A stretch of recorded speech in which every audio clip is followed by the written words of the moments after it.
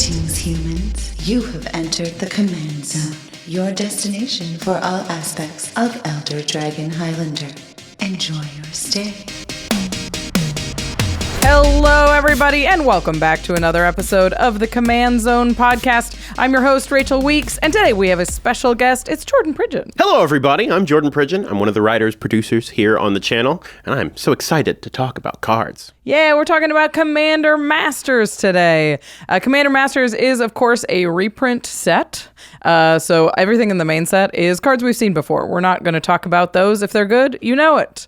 But we are going to talk about the new cards that came out in the Commander decks, because there are 40 new Magic cards, including 8 new legendary creatures, and we're going to cover them all in one episode. Of course, we're not going to talk about all of them. We're going to talk about the ones that we're excited about, the ones that we think will see the most play, and the ones that we think maybe you guys want to hear our thoughts on. Yeah. It's going to be fun, and it's going to be a quick one. But first, before we get into it, we have to shout out our sponsor, Card Kingdom. And you can support the show and buy some Magic cards over at cardkingdom.com/command. Card Kingdom has all of the sealed product and singles that you are looking for, including the precons that we're going to be talking about today, and we've been talking about for a couple of, like, a week or so, and all of the singles you can pick up from Commander Masters. This is a great time to be on Card Kingdom, looking at the prices of big, expensive reprints and seeing where they're at. When these big master sets come out, prices and cards change a lot, and it's a great time to grow your collection. We hope that you will do that while supporting the show over at cardkingdom.com/command. You can also support the show by going to ultrapro.com/command and picking up some of the most high quality accessories in the Magic business and in the gaming business generally. They have playmats and sleeves and binders and dice. I like UltraPro dice because they are big and graphic, and when you're playing on spell table, they're extremely legible. And I don't have to count the pips. Plus, they have dice that really illustrate what you're counting. They have loyalty dice. They have keyword dice. I'm hoping that they will come back into stock soon. And they get the officially licensed art from every single set. So if there is a precon that you are passionate about in Commander Masters, you can get the sleeves and the playmat and maybe even a binder to match. So go on over to ultrapro.com/command to support the show and support your Magic collection. Keep it safe. The final way to support the show is directly over at patreon.com/commandzone. Patreon is where you can go to give money directly to the show to directly improve and sustain what we are making here over at the Command Zone. Plus, you get some sweet perks, like you get access to extra turns and game nights a day early. You get to see everything without any spoilers. You get to snicker at your friends who haven't seen it yet. Yeah, you can be cryptic and be like, "Oh, you know what happens in that? Oh, you don't, do you? Don't, because you're not I a patron. And you get access to exclusive content like Turn Talk. Turn Talk is an accompanying product that comes out after every single extra turns, where the players talk about the game that just happened. What would have happened if they had drawn that land when they needed to, or if they had one more turn, what they were hoping to do, what their deck tends to do if it didn't pop off. It's a ton of fun, and it's a cool opportunity to see players speak frankly about the game that just happened, and especially talk passionately about decks that, you know, are theirs and they're excited about. So again, you can go over to patreon.com/commandzone. Also, we shout out one lucky patron every single podcast episode, and this one is dedicated to Brandon Clyburn. Thanks, Brandon. You rock. You're the best. All right, let's get into it. Today we are talking about the cards that you need to know, the new ones from Commander Masters. So these are the ones that are hiding in the deck lists of all of the precons.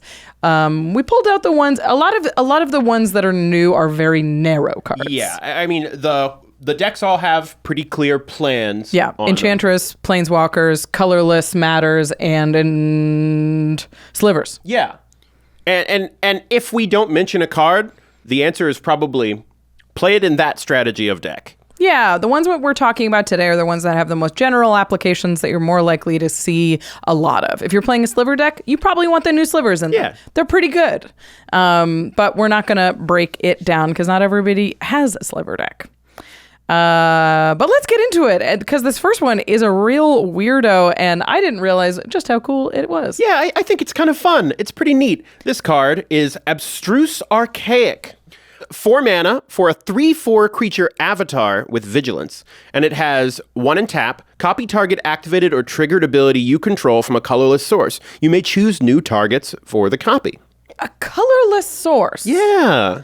So you look at this card first and you're like, okay, so it's great in colorless decks.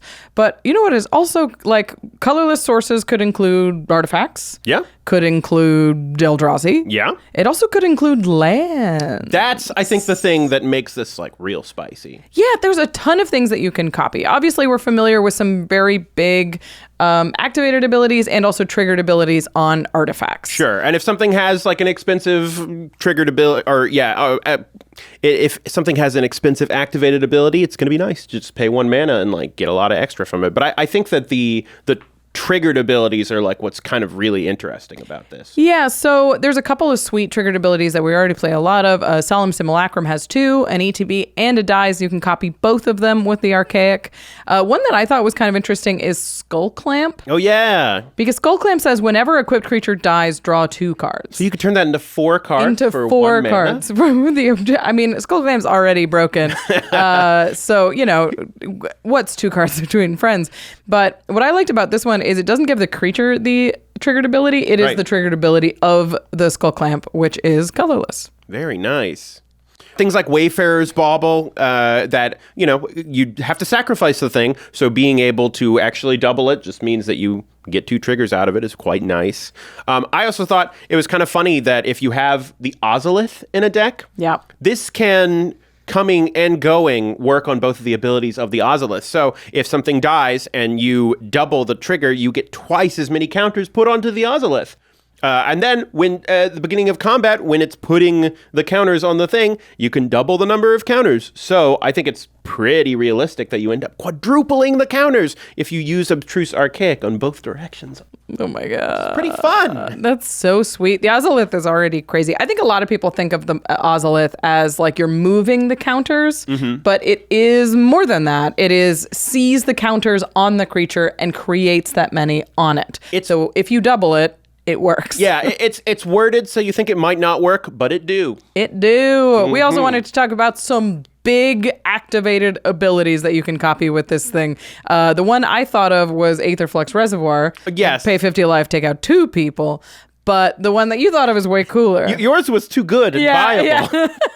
The one I think is way more fun is Door to Nothingness, which basically is just a 5 mana artifact, enters the battlefield tapped, and then you can pay 2 of each color of mana and tap it, sacrifice it, and target player loses the game. But if you have Abstruse Archaic and 1 extra mana, 2 people lose the game. And you know what? I think if you play a 5 mana artifact which enters tapped and then spend 11 mana, you do get to kill 2 people. Absolutely. That's like fair. That is a real removal check.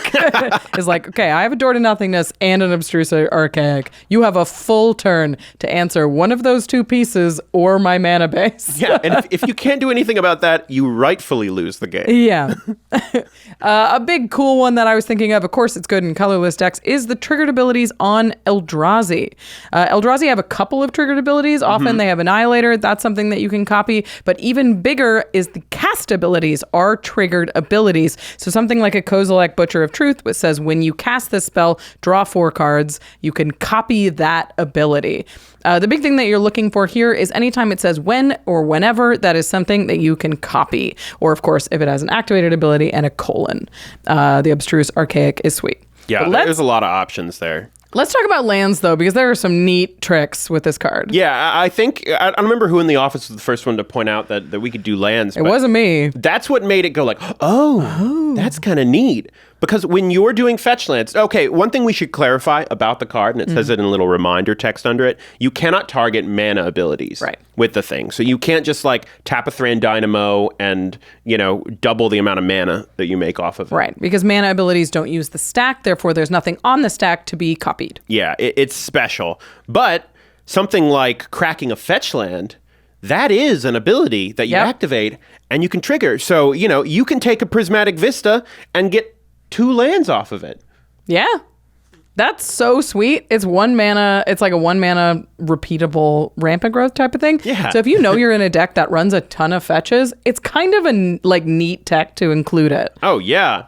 So even if you have a couple of artifacts or like just a few, like I think if you can copy like 15 things with this, it's great. I mean, you turn a Myriad Landscape into getting like 4 lands off of it. That seems funny. That's sweet. And this is not the kind of card that eats removal, and it is going to generate a ton of value throughout the game. There's also, of course, some activated abilities on lands that you could maybe use twice. A Maze of Ith was one that made me laugh. It's like, obviously you can't maze on 2 different turns, on 2 different attacks, but you could maze 2 things that are coming at you, which is a real pain in the butt. Yeah. Rogue's Passage is an expensive activation. Give 2 creatures unblockable. It's like, don't. You could also give it unblockable, right? Because it has vigilance. Yeah. And then copy it and give something else unblockable. Yes. And then Urza's Saga. Gross. Yeah. When you get to the final one and it is activating and you get to search for those artifacts, you can get 2. Yeah. You could also get 2 constructs for the price of 1. Absolutely. You cannot copy the mana ability again, but you can copy the triggered abilities or the activated abilities. I guess you could trigger the first Saga to give it the ability tap, add colorless twice. Whoa. Which doesn't really do anything. But you could. But you can do it. And that's important. Yep. So I guess I wanted to talk about this card because there are some neat tricks. Is there a home for this in decks that have a bunch of colors? I think so. I think especially, if you're in the sort of deck that is running all the fetch lands, it seems like it could potentially be good. That being said, it's a little bit of a clunky way to do that sort of thing. So I think you do need to feel like there's enough pieces that are part of your plan that works with the Abstruse Archaic for it to fit in. Yeah. Like I have a Dynahair Invoker Adept deck, which is a 3-color deck, but it is full of activated abilities. And it has a companion that requires all of my stuff to have activated abilities. So that's a great home for an Abstruse Archaic. As long as there's enough colorless stuff, because I do have, a number of artifacts as the main activated ability source in that deck. But it is a thing where you need to look at your deck and see what can be copied with this. Is ramp important enough that you want to double up on those fetch lands? Or do you know that you're using your fetch lands multiple times? You're playing them from the graveyard with a Ramunap or something. And if you are in the sort of deck that is already trying to double up abilities like that with stuff like, Strionic Resonator or something like that, you can filter the Abstruse Archaic through the Strionic Resonator, Yeah. Double that activated ability, which will double and add another or something. Twice? Yeah, that's cool. That's kind of neat. There's definitely some cool things you can do with this deck. It doesn't go in every deck, but it is worth more of a look than I think people will give it, which is cool. Yeah. Makes it some spicy tech. All right, let's move on to this next one. It is in the Enchantress deck. It is Boon of the Spirit Realm. Boon. 3 white for an enchantment. Whenever Boon of the Spirit Realm or another enchantment enters the battlefield under your control, put a blessing counter on Boon of the Spirit Realm. Creatures you control get +1/+1 for each blessing counter on Boon of the Spirit Realm. Sweet. I think this card seems really good. Yeah, so I want to talk about this first. So it's a 5 mana anthem effect, very basic anthem effect that gets better the more enchantments enter the battlefield, of course. And I think it's worth noting that when it enters the battlefield, it gets the 1 on it. It works, so it's not doing nothing. Yeah, so the floor is 5 mana, everything gets 1/1. Which and I think that's really important. Yeah, and that's still not great. But it's better than floor do nothing. But it does something. So a lot of the problem with these big, whenever you cast, you get a payoff thing that are starting at 5 mana is it's a 5 mana spell that you sink a lot of mana into, and it's hard to follow it up with a ton of enchantments. So your opponents get a lot of time to react, or it's not as impactful the turn you cast it as you want. But the fact that it just buffs things a little bit at the beginning is really powerful. And I definitely, I looked at this card and I was like, 5 mana is a lot. To me, I don't think it seems like that much because I think the ceiling of this card is just crazy. It is. It's wild high. But the more I thought about 5 mana as a CMC, I was like, okay, Doomwake Giant is 5 mana, and Yep. that card's cracked. Yeah, absolutely. That card's wild. Doomwake Giant is a very similar thing. It's a 5 mana creature with Constellation that one-sided board wipes. And this other card which sees lots of play. Which is Celestial Ancient, which is the same mana cost. Yeah. It's 3 white, and it kind of does the same sort of thing. It's a creature, it's a 3/3 flying, but whenever you cast an enchantment spell, you put a 1/1 counter on each creature you control. A little different, but a very similar type effect. First of all, it's a cast trigger, and it does counters on the creatures themselves. In a lot of ways, I think this is worse. I mean, Yeah. so the thing about Celestial Ancient is if it's removed, you still keep what was on the battlefield, but with Boon of the Spirit Realm, if you cast new creatures, if new things are coming out, they're still getting the bonus on all of it. And it's an ETB trigger on Boon of the Spirit Realm, which is huge. Yeah, absolutely. I mean, Enchantress decks tend to blink things or reanimate a lot of things, and all of those contribute to Boon of the Spirit Realm, which means it's going to, like, if you cast this and a replenish, you're going to get 6 counters on this. Now all of your tokens are 6/6s or like enormous. Absolutely. I wanted to talk about this because I was like, is this something that enchantment decks want? I think a lot of them do. Yeah. A lot of times, like my experience playing with and against Enchantress decks, enchantment decks, is that they'll have a big turn where they set it up and like, okay, I've got my 2 or 3 Enchantress cards that draw me cards when I play enchantments on the board. And then I'm going to play an enchantment, draw a card, play an enchantment, draw a card, make mana because I played an enchantment, draw a card. Like, get to this thing where they draw like their whole deck and plan enormous things out on the battlefield. And then often they have a kind of hard time bringing it home. Like, how do you win from that? There are ways to do it. But I think Boon of the Spirit Realm is a really solid little win condition there because you're spreading out this whole board, probably of enchantment creatures and stuff like that. And if they all become 9/9s and 10/10s because of this, that's a way to win. Right. I think a lot of, especially casual Enchantress decks, higher power ones tend to sort of just grind you out and lock you out of the game. Sure. But more casual Enchantress decks really rely on Constellation token generators. Yeah. Things like Archon of Sun's Grace or Sigil of the Empty Throne, which isn't Constellation, it's a cast trigger. And more recently, Hallowed Haunting is 2 white. Whenever you cast an enchantment spell, create a spirit with this creature's power and toughness are equal to the number of spirits you control. And then if you have 7 or more creatures you control, at flying and vigilance. I want to see Hallowed Haunting with Boon of the Spirit Realm go on. Gross. That just seems insane. It's like those things combined are really how an enchantment deck can close out the game without just hard locking your opponents. Absolutely. So I was initially a little low on this. I was like, it's Door of Destinies, which is not a card that I particularly care for because it doesn't do anything when it enters. It doesn't do anything until you have 2 or 3 more cards in your hand. Yeah. But Enchantress decks, first of all, this does something when it comes into the battlefield. And Enchantress decks always have cards in hand. That's sort of the thing. It's just true. Yeah. Oh, and not just token win cons. I forgot about this. A lot of Enchantress decks are like, all right, all my enchantments are now creatures. Yes, like Starfield of Nyx. Yeah. Which, this is kind of an interesting one, so I guess we'll read it. It's 4 and a white, and at the beginning of your upkeep, you may return target enchantment card from your graveyard to the battlefield, which would trigger the Boon. Yeah. And then as long as you control 5 or more enchantments, each other non-aura enchantment you control is a creature in addition to its other types and has base power and toughness, each equal to its converted mana cost. So that's going to make just everything on your board into creatures, which will get bigger and bigger and bigger. And they're immediately, so the nice thing about the Boon versus the Celestial Ancient, right, is you have to have Starfield of Nyx down before the Celestial Ancient. Yeah.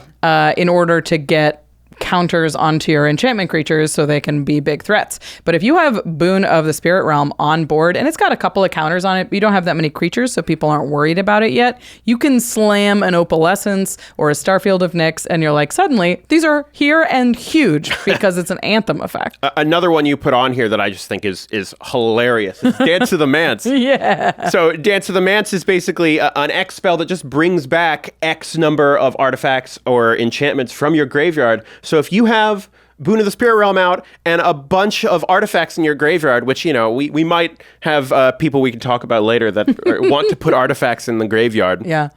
You could just have all of them enter the battlefield, turn into 4/4 creatures, and get enormous at the same time. Yeah, I think this deck has a real home in enchantment decks, and Enchantress players, especially on the lower power end, are going to be excited to see it. If you're running into the problem that you can't bring things home in an enchantment deck, this card will fix it. Yeah, I have an Abzan Saga deck that has Tyam in it, and it's trying not to lock anybody out. And I wanted an enchantment deck, but I didn't want like a crazy enchantment deck. Right. And it's still like a wild Enchantress deck where it's like I've got like 12 sagas on board and like 15 different tokens, and I have 15 cards in hand, and I have no way to close this game. It's like, oh, what's the plan now? You're like, I've just taken a 20-minute turn, and I have nothing to show for it. I was really hoping something would present itself to me by this point. And it just didn't happen. So I'm excited to see it. I hope it answers the call of many Enchantress decks. Yes. This next one's cool. Speaking of win cons in win conless decks. This card is Chandra, Legacy of Fire. Chandra is 4 and a red for a 3 loyalty planeswalker, Chandra, and it has the static ability of at the beginning of your end step, Chandra, Legacy of Fire deals X damage to each opponent, where X is the number of planeswalkers you control. This is giving you a big hint into what decks to play it in. And then it has the loyalty ability to tick up for 1 and add red for each planeswalker you control. Then it has a 0 loyalty ability, which says remove a loyalty counter from each of any number of permanents you control. Exile that many cards from the top of your library. You may play them this turn. So this is ramp, card draw, and payoff. All in one card. It's the whole deal. The main thing I wanted to mention with Chandra is these are all great words, but all of them scale with how well you're doing. You cannot play this like one-off in a deck that's not going to be playing out a bunch of other planeswalkers. Right. This is one of the more narrow cards, and it is certainly only in a Super Friends deck, or at least a deck that incidentally has a ton of planeswalkers. Because like when she's good and you have a lot of planeswalkers, she's great, and when she's alone, she's pretty bad. Yeah. The floor on this card is basically play Chandra for 5. Impulse draw one card, maybe? Impulse draw 1. Or make 1 red mana. Be like, oh, I really needed that 1 red mana. Yeah, now I spent 5 to get 1. Yeah, it's... But, if you have 4 or 5 planeswalkers, this card is a house. It's free on mana, and it gives you a huge amount of damage on your end step, so it happens pretty immediately.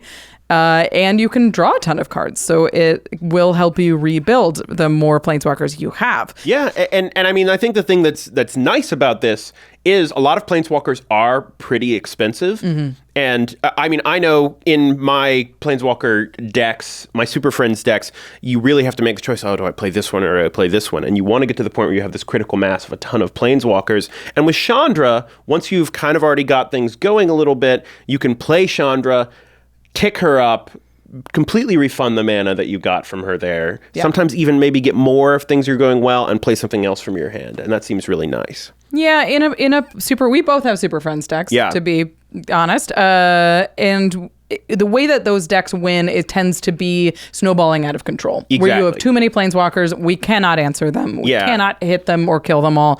And Chandra really helps you turn the corner from like 3 or 4 planeswalkers that you've defended pretty well to like 6 or 7 planeswalkers, which are going to kill you. And she turns which is keeping important. Those planeswalkers alive into a win condition. I mean, actual game plan. Because she's dealing the damage every turn, which is just like, will, add up. So historically, planeswalker win cons rely really heavily on ultimating the planeswalkers, right? They... which means a heavy dedication to proliferation, like Atraxa decks, or, of course, Doubling Season and what's the blue one? Dream Deep Glow Escape. Yes. Doubling counters, ulting stuff out of nowhere. But what I like about Chandra is it means that you can make a win con without necessarily ulting, like having 3 or 4 emblems on the board. Yeah. Because there are definitely some emblems, like there's an Ajani emblem that's like, reduce all damage done to you to 1. And you're like, I can't kill you, but you can't win. And so it means that you can shift your attention to like game-breaking ultimates that are like, every time I draw a card, I exile a permanent. Yeah. You're like, to actually closing the game out. And Chandra just turns like defending your board into a way to eventually win the game. So yeah, like 5-color Walkers tends to rely heavily on blue and extra turn spells and tons of proliferation stuff. And like we said, those green big green spells like Vorinclex or Doubling Season. Yep. But this is interesting because this gives a little bit of a boon to non-blue Planeswalker decks, which is what we both have. Yeah. I mean, I've got Cartholion, which is, a green-black Planeswalker deck. And sadly, it's not going to be particularly helpful in that. Right. I have a Jund Planeswalker deck. I have Windgrace, and I run a number of Chandras, and like ulting like Chandra Torch of Defiance is one of the primary win cons in the deck. So any way that we can translate Planeswalkers into damage, I am very excited about. Well, and I know, and if you added red to mine, it'd be kind of a similar strategy. Like Genesis Wave is my favorite way to end the game, pretty much in any deck, but especially in it helps that you deck. Turn that corner into having too many Planeswalkers. Well, and also it's like you play Chandra, you tick it up, and you make 6-7 mana. Right. That's enough to turn the rest of the mana that you have in board into an enormous Genesis Wave in a green deck. Cool. So I like things like that.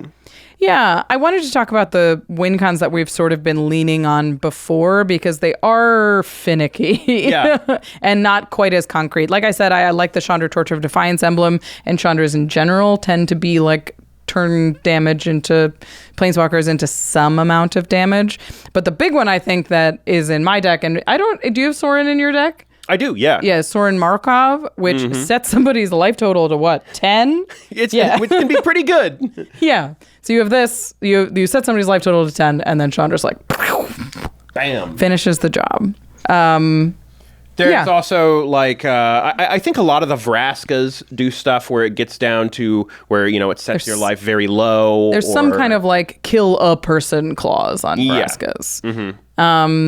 But the Vraska Betrayal's Sting is the new one that requires you to run Proliferation to kill somebody with Infect, which tends to be a little spicier than people want to play in their decks. But the one I wanted to mention that also goes in this kind of deck is All Will Be One. Yeah, All Will Be One. Anytime you put counters on it. A great addition to any Planeswalker deck recently. For sure, kind of been in everything. Cool.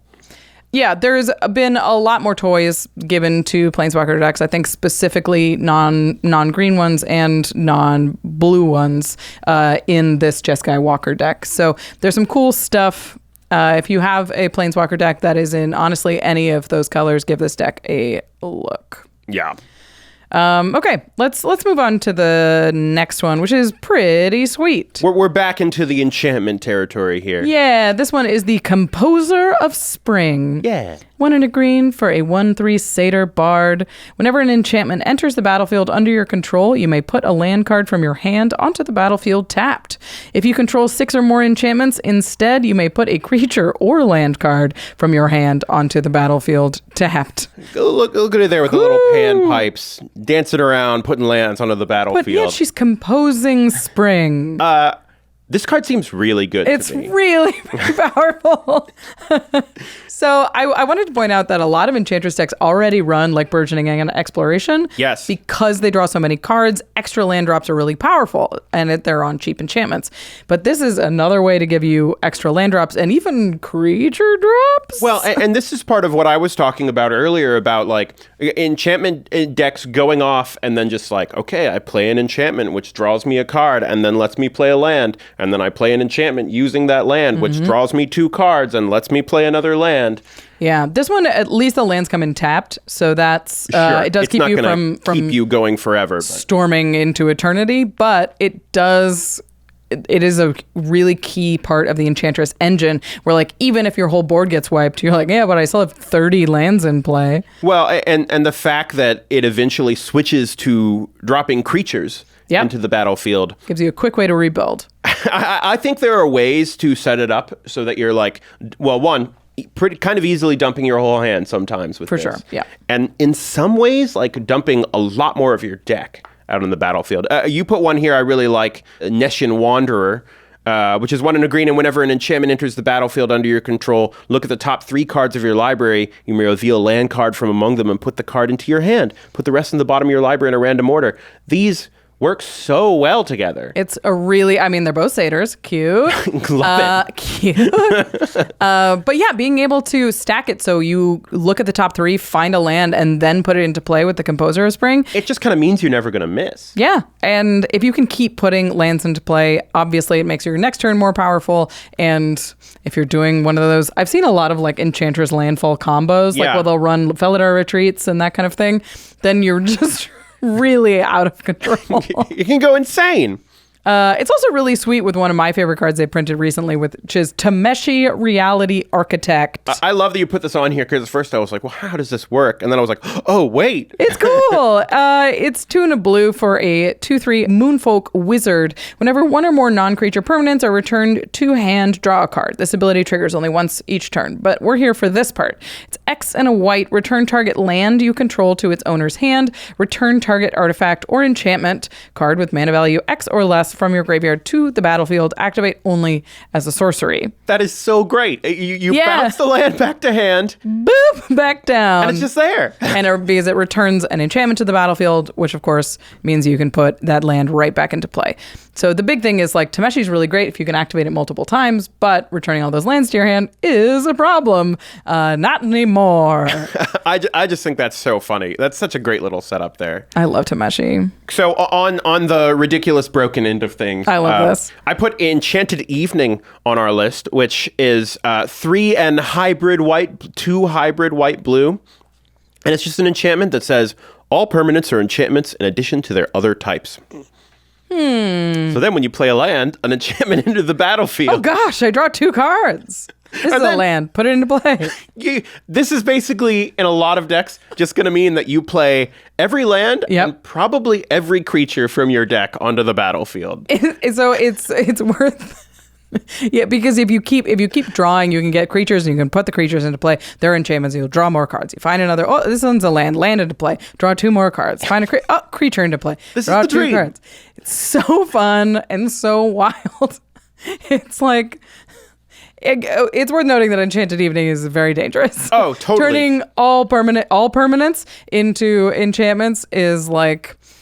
Somebody has an austere command and somebody's going to use it. There are and it will blow up. Many ways to break the game. It will blow. Yeah. There's like the landfall token cards we were talking about before. Like Archon of Sun's Grace says, whenever an enchantment enters the battlefield under your control, create a 2/2 white Pegasus creature token with flying. It's an enchantment. It enters. That triggers it again. If you don't have a sack outlet or a way to remove it, that ends the game. Now, that is an infinite combo that you can't stop, which technically leads to a draw. So what would probably happen is if you have a single Enchantress in play, or if you have like one of the constellation ones, is you just draw your whole deck and lose. Yeah. Because there's no way to close that loop. Which, I kind of like. Yeah. I mean, you can interrupt it if you draw like an instant or something and try and like swords your own Archon. Exactly. But you do have to find a way to like stop this. I think you also pointed out that Opalescence. Oh yeah. So my buddy Mike Carosa played a Replenish that returned all of his enchantments from his graveyard to the battlefield. And those 2 enchantments included Opalescence and Enchanted Evening, which are often in these kind of decks. But if you have them both in play at the same time, that means all your permanents are enchantments and all your enchantments are creatures equal to their mana value. And lands don't have 0 mana value. So what happened is he reanimated every enchantment in his graveyard and then destroyed all of his own lands. But you know what would make that little combo work? Boon of the Spirit Realm. That's true. You would buff the lands. They'd all be buffed, and then they're okay. See? We've got a plan. This is a plan. It all works together. We've got a plan. Enchanted Evening always does wild stuff in an Enchantress deck. I wanted to mention that like a lot of the time the creatures that you run in this kind of deck aren't necessarily huge. Like you're not cheating in beaters. You're cheating in more value pieces. You're cheating in stuff like Archon of Sun's Grace, which is 4 mana. Yeah. Or a Johnny's Chosen, which is 4 mana. Or the Doomwake Giant that we mentioned before, which is 5. The nice thing about things like Doomwake Giant is if you have enchantment creatures in your deck, like a lot of enchantment things do, even without doing the Enchanted Evening trick, you can chain stuff together. You can keep drawing, yeah. So, yeah, if the creature you put into play is an enchantment, it triggers it again, and you can put another land or another creature. Yeah, I'm surprised they didn't do an only once each turn on this. Yeah. Thing. They've been doing that a lot lately, and it's cooler without it, but I'm surprised they didn't. The big one, of course, you can cheat into play is Nyx Bloom Ancient. Insane. Does tend to show up in this kind of deck. Yeah. Also, much more low-key, but if you cheat in Urza Saga, it's also technically an enchantment, so that triggers it another time. Anytime you can cheat an enchantment into play off of this thing is when it's really going to start going. Courser of Crufix, that kind of thing. Of course, we have to mention that we're talking about this card when it's at its best. Yeah. Like many Constellation cards and like many cards in Enchantress decks, they don't do anything if you don't have a hand. So you want to make sure that you still dedicate a ton of slots to drawing cards. All of those Enchantress effects, especially the Constellation ones, are really good with this card. I can see playing this card and making it feel like being win more, because you're like, I can put lands into play, sure, but like at this point I need threats. Yeah. So it is a great value piece in an archetype that already has a lot of great value pieces. That's true. It's so like Enchantress. I'm curious to see where it lands. I mean, I think it's just going to be good because it feels good no matter where you play it in your strategy. Right. You know, if you're playing it at the beginning when you don't have all your enchantments on and going, then it's helping you ramp out what you need. And if you're playing it late, you know, a lot of ramp pieces, when you draw them late in the game, you're like, what does this even do? Right. And this Elvish Pipers. That's huge. Yeah. I think the more creature-based your deck is going to be, the better Composer of Spring is. And there are some situations where this card is fully cracked and very fun. Yep. Speaking of cheating things into play, this is a big old cheater face. It is Darksteel Monolith. Darksteel Monolith. This is an 8-mana artifact with Indestructible. And says, once each turn you may pay 0 rather than pay the mana cost for a colorless spell you cast from your hand. Oh, wow. I get something free and it only costs me 8 mana. Only costs... Yeah, that's definitely the big caveat on this, is like, you do not want to be hard casting this thing. No. Like if you're paying 8 mana and then following it up with like a Soul Ring for free. Yeah. It's just not going to be the kind of card that you want. So I do think that if you're putting Darksteel Monolith in a deck, you already have other things that cheat stuff into play. It's interesting because I sort of feel like Darksteel Monolith fights itself a little bit in some ways, whereas that if you have the mana to cast it, then you probably don't need its free spell thing. Although, you know, if that's the sort of deck you're playing, maybe you are doing multiple 8, 9, 10 drops. And so, you know, being able to do one extra could be very impactful. But if you have stuff that's like already able to cheat it into play, you don't need its cheating as much because apparently you already have ways to cheat things into play. There's a tough balance, and it does make this card more narrow than it looks. Yeah. A deck I really like it in is Liberator Urza's Battlethopter. Liberator! Urza's Battlethopter, because it allows you to cast colorless spells and artifact spells as though they had flash. So with Darksteel Monolith, you get one of those for free every single turn. So that starts to make more sense. Even if you're paying the 8 mana for this, now you get a free spell on the turn you cast it, you get a free spell on the next turn, a free spell on the next turn. And I think it could really pop off in something like that. Right. So that makes, in that kind of deck where it is a colorless deck and it is designed to work on everyone's turn, it makes a ton of sense to me. But otherwise, you definitely need some way to get this into play. I think Goblin Welder decks can get it into play, and then it can get some of those big colorless spells out of your hand. Like, that's sort of the issue with having Goblin Welder, is you want all your colorless, your big spells in the graveyard. Yeah, exactly. And it's not always easy to get them there. It's a bit of a clunky card. We were comparing it to other things that cheat stuff into play, like Thran Temporal Gateway. It's very similar to this card because it's the same initial mana investment, right? So Thran Temporal Gateway costs 4 to cast, and then it has an activated ability that's 4 tap. You may put a historic permanent from your hand onto the battlefield. Which is same amount of mana, but of course you can do it in installments in Thran Temporal Gateway. So. Which means this can come down on 4, and you can activate it on the next turn, and you can cheat something really big into play. Maybe of course, you could cheat in a Darksteel Monolith. A combo. Now you've paid 8 mana mana over the course of 2 turns for an 8 mana thing. Of course, it also lets you cheat in sagas and legends. So there is additional upside to Thran Temporal Gateway. You can untap it. You can reduce that activated cost. Although one thing I will say that is in Darksteel Monolith's favor, as opposed to Thran Temporal Gateway, is Darksteel Monolith lets you cast them for that cost. Yeah. So anything that has, like, whenever you cast an artifact, Eldrazi's. whenever you cast a colorless card, if it has a when you cast it, you get it. Right. You're just paying 0 for it. Yeah. So there is a big difference. And I mean, Thran Temporal Gateway also, it costs 8 for the first one to put into play, but then 12 for the second, 16 for the one after that. Or you have some kind of reduction, which costs additional mana to get into play. Yeah. So it isn't as mana efficient as Darksteel if you can activate it multiple times. Well, and in something like Liberator, it taps. So you're really only going to be able to get one thing per turn for 4 mana each time.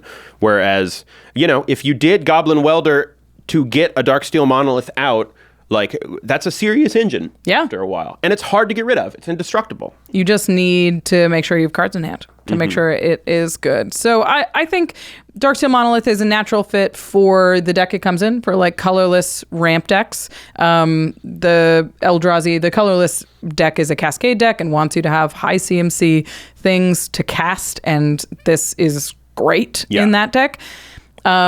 I think artifact decks, like we mentioned, that have Goblin Welder or Trash for Treasure are a good place for them. I especially wanted to look at Saheeli the Gifted and Chisgoria Forge Tyrant are both really good homes for this card. Yeah. Saheeli has an activated ability that says the next spell you cast this turn costs 1 less to cast for each artifact you control as you cast it. So you can cast the Darksteel Monolith for a reduced cost, and then you can cast your next big spell for free. Yeah, and I mean, in that sort of artifact deck, getting to 8 artifacts on the battlefield is not crazy at all. No, especially with treasures and clues and that kind of thing, which are definitely going to be in Saheeli decks.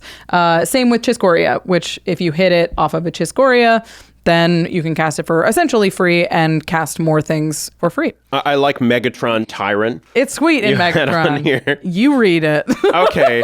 Are we reading all of Megatron? Fine. I don't know. Read the relevant bit. Okay. Whenever Megatron attacks, you may sacrifice another artifact. When you do, Megatron deals damage equal to the sacrifice artifact's mana value to target creature. If excess damage would be dealt to that creature this way, instead that damage is dealt to that creature's controller, and you convert Megatron. So you can sack this thing for a big thing, but then at the beginning of your post-combat main phase, when he's on the front side, when he's converted, you may convert Megatron. If you do, add colorless for each 1 life your opponents have lost this turn. So it's going to make it easy to play this thing out. And then when you want to get rid of it, or when you are already in a solid enough situation, you can sack it to Megatron, deal 8 damage to somebody, and turn that into more mana.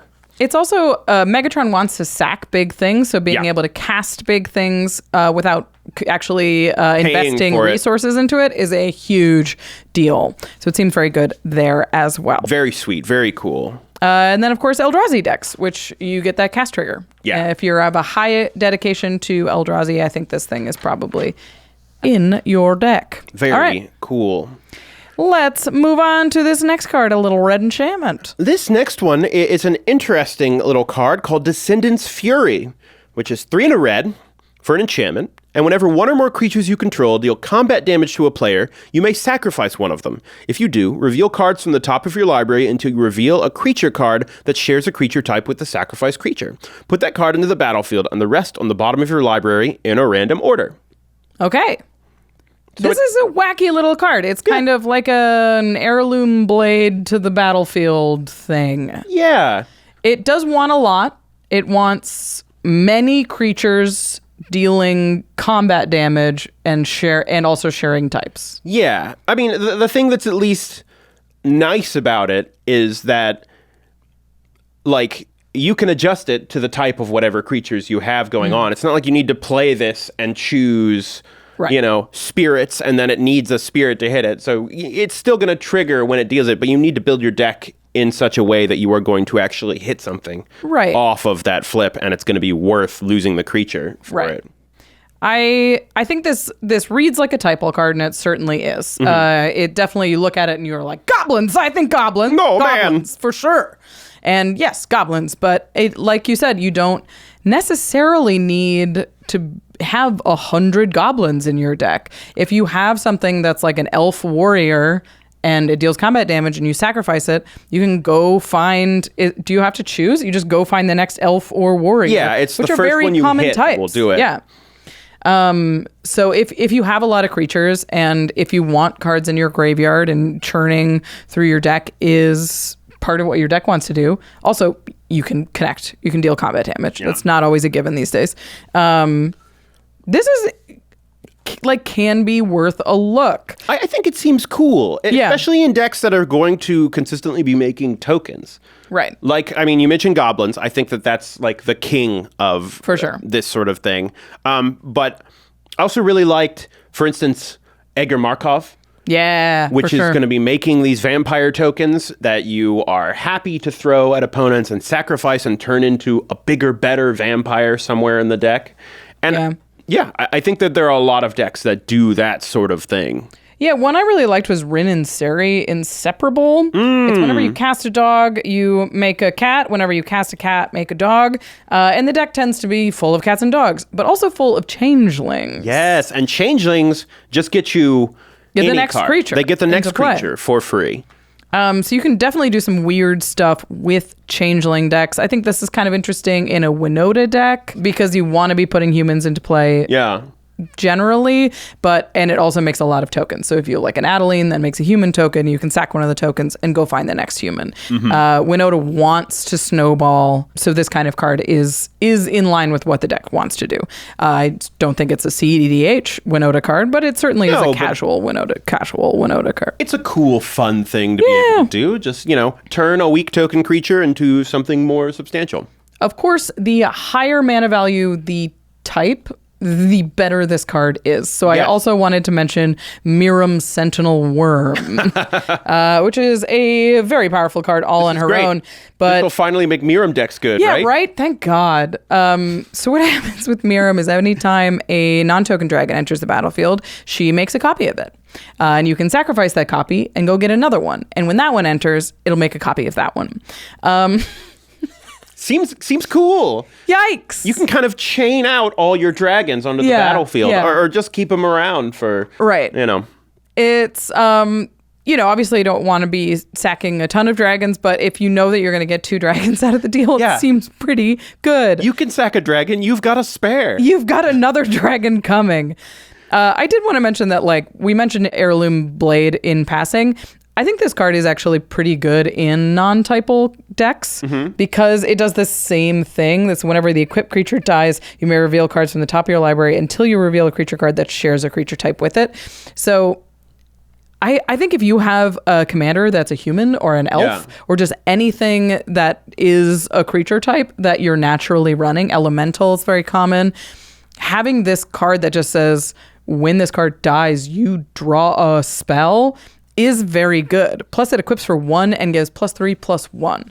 A huge buff with a very powerful effect. So I think Heirloom Blade is a little underplayed. Yeah, I could see a world where you do the kind of trick with Descendants Fury, where you make a lot of tokens of a particular type, and then there's really only 1 or 2 hits that share a creature type for that in the deck, and you plan on hitting with the Descendants Fury, and let's say it's a deck that makes Spirit tokens. What about Hazezon? Oh, yes. Hazezon. Shaper of Sand.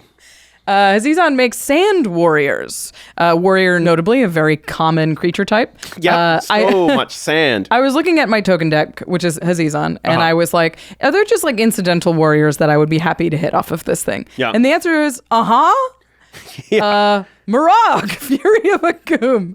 Trading a Sand Warrior for Mirag, that seems great. Seems pretty good. I do run 3 warriors in that deck just naturally. It's Champion of Lambhold is a warrior, and Elvish Reclaimer and Mirag Fury of Akum. All of them very powerful in the deck. So you have to be a little careful with Descendants Fury. I would probably have to build the deck around it a little bit more, so I'm still getting that value out of it. Yeah. But being able to tutor any of these creatures to the battlefield is obviously quite powerful. Yeah, it seems very cool. Yeah. So not necessarily just a typal card. If you're making tokens, if you're throwing stuff away, if you're playing Kaikar and you know you have other spirits in the deck. Yeah. Some nutty spirit. Although, I actually was looking at Kaikar specifically to see like what spirits you could trick in with this. And a lot of them are the Myogens. Yep. Are like the big-in ones. Yeah, and which you want to don't cast work. them. Because you need to cast those. Oh, that would be so sweet if this cast the card for free and you could do Kaikar Myogens. I would build that nutty. right now. I would have built that already. We'd stop the podcast. We would go straight to ARCHIDEKT and be like, what can we do? Oh man, now I gotta figure out how do we cast Myogens for free? You have to cast them from your hand too. It's so hard to break Myogens. Well, if we somehow make them colorless and cast them that's true. You can cast them with the Darksteel Forge. We'll get there one day. Yeah, can you Painter's Servant but just colorless? Is that a thing? Yeah, there's there's one that makes all spells colorless and I believe artifacts. Darksteel. Mycosynth Lattice. It does do what I want. It's a 6-mana artifact. It says all permanents are artifacts in addition to their other type. All cards that aren't in play, spells, and permanents are colorless. Players may spend mana as though it were mana of any color. So we need a Mycosynth Lattice, Myogen, Darksteel Monolith deck. The plan writes itself. Easy. Oh, man. Pretty good. Pretty good. I worry that's going to be too powerful a game plan. Yeah, what's the average mana value of all the cards I just listed? All right, let's move on to the next one. It is another cool techie red card, and one of my favorite arts that has just come out. It is Guff Rewrites History. Look at him like a kid in elementary school. He's scribbling on some ancient tomes. On a scroll. 2 in a red for an instant. For each player, choose target non-enchantment, non-land permanent that player controls. Those permanences, owners, shuffle them into their libraries.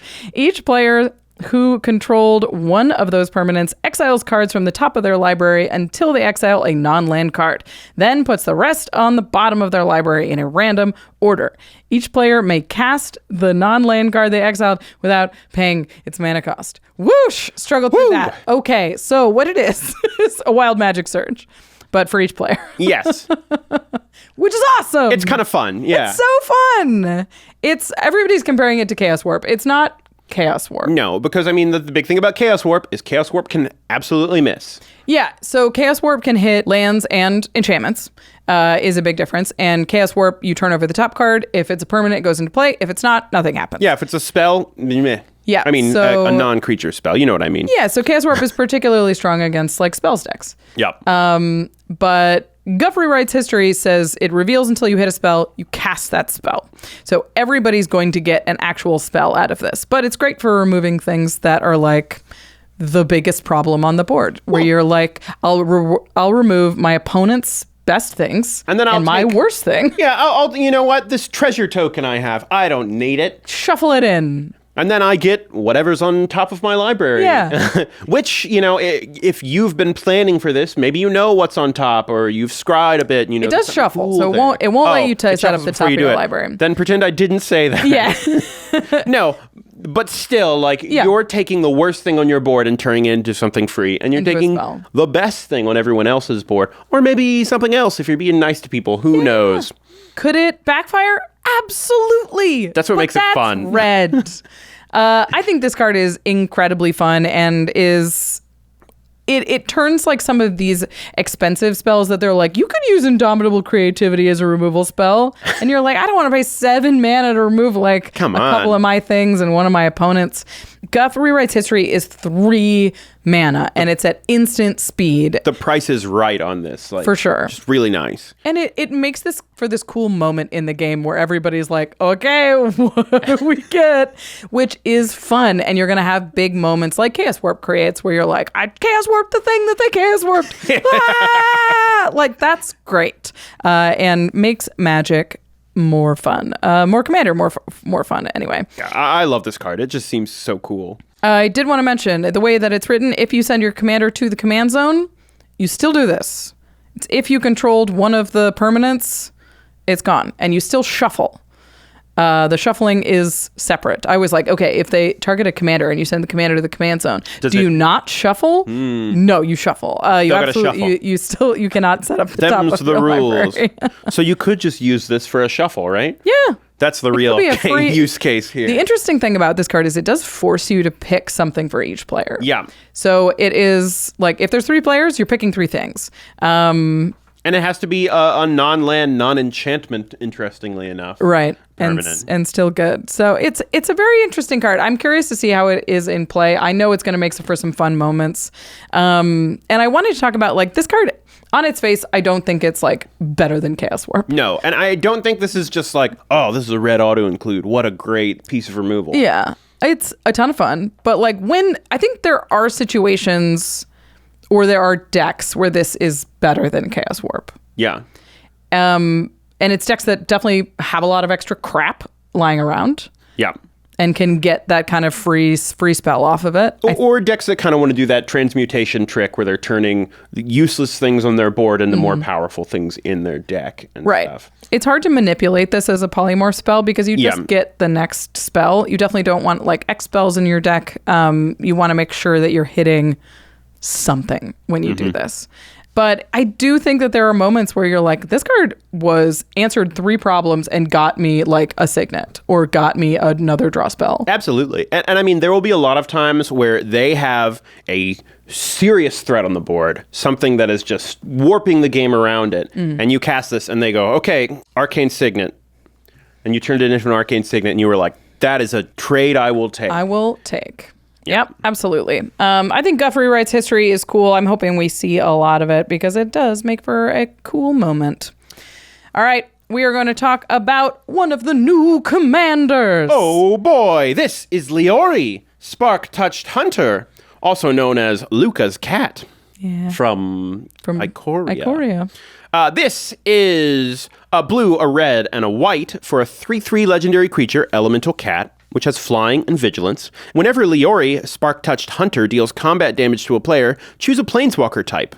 Until end of turn, whenever you activate an ability of a Planeswalker of that type, copy that ability. You may choose new targets for the copies.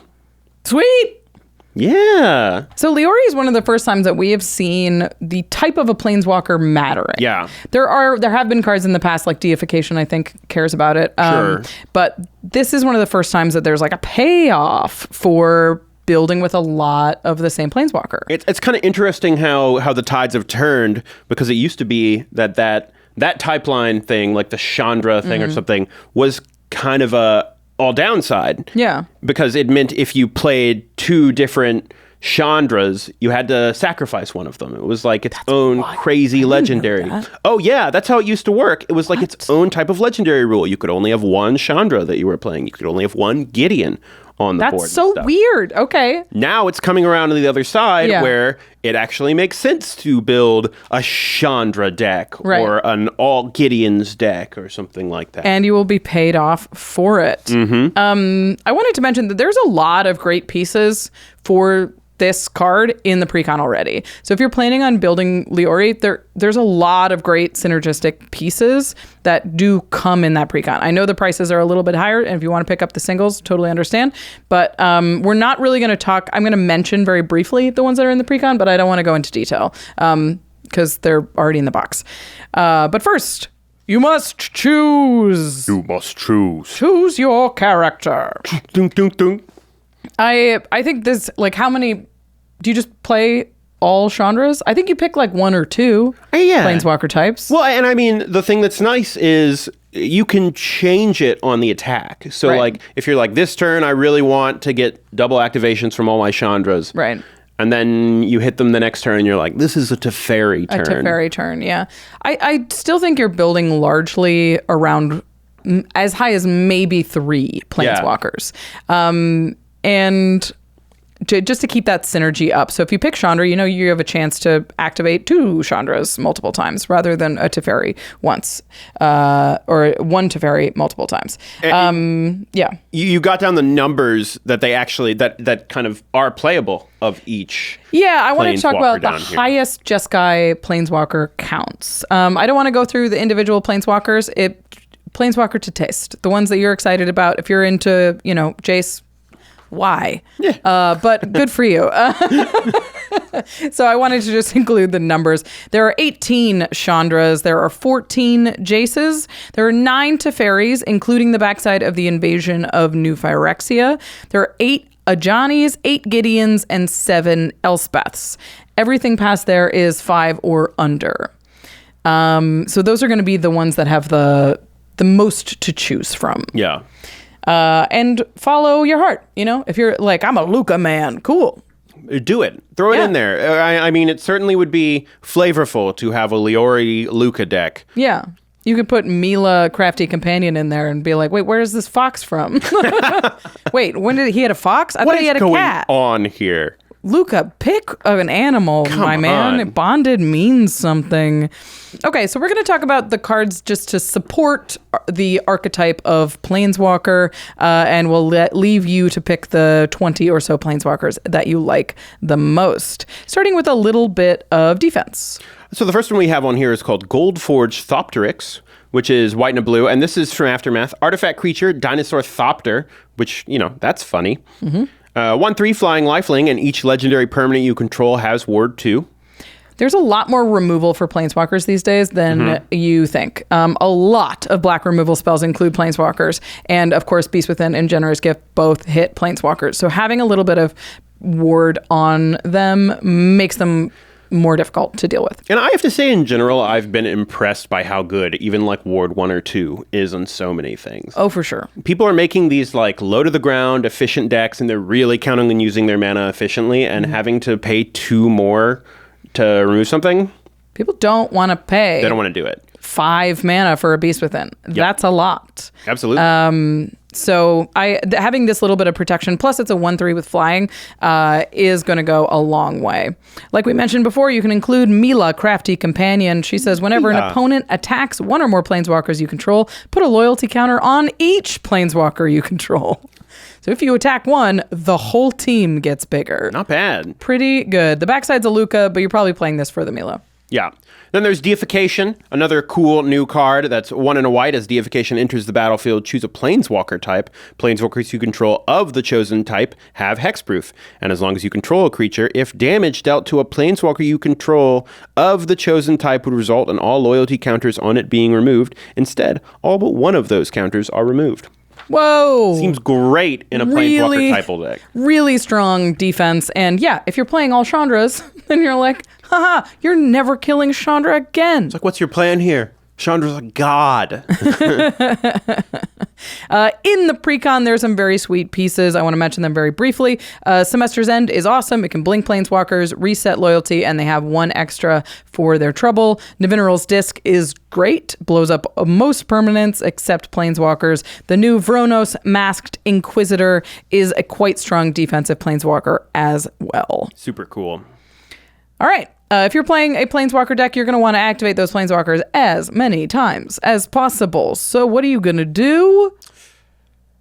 You're gonna have some activation additional stuff. You're gonna have a Displacer. I was like, kit. yep, look what we got here. Displacer kit. Yeah, it's just real good. Yeah. You can blink a Planeswalker and you can activate it again because it is a new permanent and doesn't remember being activated before. So anytime you cast a non-creature spell, you can blink a Planeswalker, activate that Planeswalker again. Cast a Signet, blink a Planeswalker, activate that Planeswalker again. And you'll still be getting the doubling from Leori when you do it. It Sure doesn't will. matter if they were on the battlefield already, as long as they have that type line on it. You're still going to get it. If you're into copying Planeswalker abilities, the Peregrine Dynamo is very good at doing it. It's a 3-mana construct with haste, and it has an activated ability that says copy target activated or triggered ability you control from another legendary source that's not a commander. And if you have the Abstruse Archaic in go. this deck, You copy the Dynamo. to copy the thing. And you get 3. plus the one from Leori. Okay, Planeswalker triggers Storm. Oh, yeah. This is it. I love it. These new talent cards are very cool. I'm going to mention them very briefly. They all kind of do extra things, but these were auras that go onto Planeswalkers that give them additional abilities. So there's Teferi's Talent, which gives your Enchanted Planeswalker -12. You may activate loyalty abilities of Planeswalkers you control any player's turn, anytime you could cast an instant. Whoa. You get an emblem that says that. So gross. So if you have a Planeswalker that's ticking up really, really fast. Yeah, but that's 12. That's hard to get to. However, it makes it a lot easier to get to. Whenever you draw a card, put a loyalty counter on Enchanted Planeswalker. What? Sort of the whole package. Oh my god. That's Teferi's talent. Rowan's talent is a +1 up to 1 target creature gets +2/+0 and gains first strike and trample until end of turn. You have a good target for that. And then whenever you activate a loyalty ability of Enchanted Planeswalker, copy that ability. So more copy stuff. Elspeth's talent gives the Enchanted Planeswalker +1, make 3 1/1 white soldier creature tokens, and whenever you activate a loyalty ability of Enchanted Planeswalker creatures you control get +2/+2 and gain vigilance until end of turn. Again, you have a great creature on board, and this gives you a ton of defense. Yep. In the precon is Oath of Teferi. It's very good. You should put it in the deck. Very good. Pretty much goes in every Planeswalker deck that can run it. Yeah. Ickermoon Gauntlet, kind of a new one, and this gives all Planeswalkers you control the ability to 0 proliferate, and the loyalty ability for 0 proliferate, and for -12 take an extra turn after this one. So Sweet. That's pretty cool. It's a great win con for Planeswalker decks, especially when you can copy all of those. Yeah, if you have Leori, you do -12, take 2 extra turns after this. Gross. Really good. Love it. Yeah. And then, of course, whenever you cast a non-creature spell, you put a counter on target permanent, put an additional counter of that kind on that permanent. So it's a tiny proliferate. Yeah. Just a wee. You know, you're casting Planeswalker spells with your non-creature, so it's probably going to add up really fast. Of course, Lae'zel Vlaakith's champion says whenever you put a counter on a Planeswalker, put an additional one. That's when they enter. That's when they tick up. You get an extra one. Plus, Resourceful Defense says whenever a permanent you control leaves the battlefield, if it had counters on it, put those counters on target permanent you control. So if somebody removes your Planeswalker, like we said, with the Beast Within or a Generous Gift or something like that, you can take all those loyalty counters and put them somewhere else. It's worth noting on Resourceful Defense that if they do kill your Planeswalker by attacking, it loses the loyalty counter because it was attacked. Right. But you could always respond to the when someone's attacking your Planeswalker and it's going to die, you could pay the 5 for Resourceful Defenses and move those loyalty counters on somewhere else. And be like, fine, I'm taking them out on my terms. But yeah, that's fine. I'll move all of the loyalty counters to another one and ult it next turn. Oh, yeah. Uh-oh, you didn't see that coming. It was on board. There are all good ways to do this in the precon as well with Flux Channeler, Deep Glow Skate, and the new card Gatewatch Beacon. And I guess we should mention it again. Yeah. All be one. It's great. Ow. I'm so sorry. Ow. All right. I'm fine. It's fine. I'm kidding. She's going to be okay. I will survive. The coolest trick with Leori is giving him double strike. Yes. Her double strike, excuse me. Because both times you hit, you can just name a different Planeswalker. So now you copy the activations twice. Yeah. Or, well, if you name the same Planeswalker, you copy him twice, or you can name a different Planeswalker and copy those as well. You got lots of options. Yeah, so Boros Charm, Flaming Fist. Duelist Heritage. I really like Sunhome Fortress of the Legion in this deck because it's a land, doesn't take up a spell slot, and has an activated ability that gives target creature double strike. Super cool. Finally, you've got a good protection for your Planeswalkers, and it's going to have a bit of a removal target on its back because, first of all, Leori is defending your Planeswalkers. Second of all, it is making them better. So I really like a Mithril Coat in this deck. I'm not always really high on Indestructible these days, but because having an Indestructible Flying Vigilant blocker is a nightmare to get through. And the flash element of Mithril Coat at least means you can probably put it at a time when the Indestructible is going to save it. Is going to matter. Yeah. So I like Mithril Coat in this deck. Okay, we have lots more to talk about, including 3 more of the new Planeswalker, 3 more of the new Commanders from Commander Masters, but we are going to get to it in just a few moments after a few words from our sponsors. Whether you're searching for the latest sneaker drop, that iconic handbag, a timeless watch, or your next piece of classic jewelry, eBay authenticators are there verifying every detail of your purchase. Yep, we're talking each inch, stitch, tick, facet, and clasp that make the piece you're searching for worthy of your collection. eBay's authenticators are experts in their craft, true connoisseurs. And as leaders in their fields, they're making sure your items always arrive as authentic as your style. So go ahead, get that piece you've always wanted. And leave it up to the meticulous eyes of an eBay authenticator to make sure that watch movement is original, that glimmer is real gold, that rare sneaker is legit, or that handbag is really made of genuine leather, and never get faked over again. In a world full of fakes, it's time to get real with eBay Authenticity Guarantee. Everyone deserves real. Visit ebay.com for terms. All my life, I have known nothing but the frigid snows of Kaldheim. Now the multiverse has opened itself to me, Arnie Metalbrow, and that can mean only one thing. Summer Slaycation! And with my RAYCON wireless earbuds, I'll always have my battle music slay list when I bring pain to the plains. RAYCON's mythic sound quality gets me pumped up when I'm roughhousing on Ravnica. And you know I love things that never fall out of my head, like RAYCON's custom gel tips that fit perfectly while I'm grappling on Gobakon. Plus, with 32 hours of battery and 8 hours of playtime, they never die while I'm pummeling on Pyrulia. And since they're just half the price of other premium brands, I have more money left for mimosas on Mercadia. What? It's a slaycation. I'm here to have fun. Create your own soundtrack with RAYCON. Right now, fans of the Command Zone can get 15% off their RAYCON order at buyraycon.com/command. That's buyraycon.com/command to save 15% on RAYCONs. Again, buyraycon.com/command. How's it, everybody? We're excited to announce the return of Game Nights tokens. Dun dun dun! Each order includes 40 total tokens all in one pack. There are 4 of each token and there are 10 tokens. These will be available in other premium versions. We have a premium foil and a gold foil version. And of course, the ultra premium gold foil tokens come in a special high quality drawer box. It's a really cool way to show off your Game Nights bling.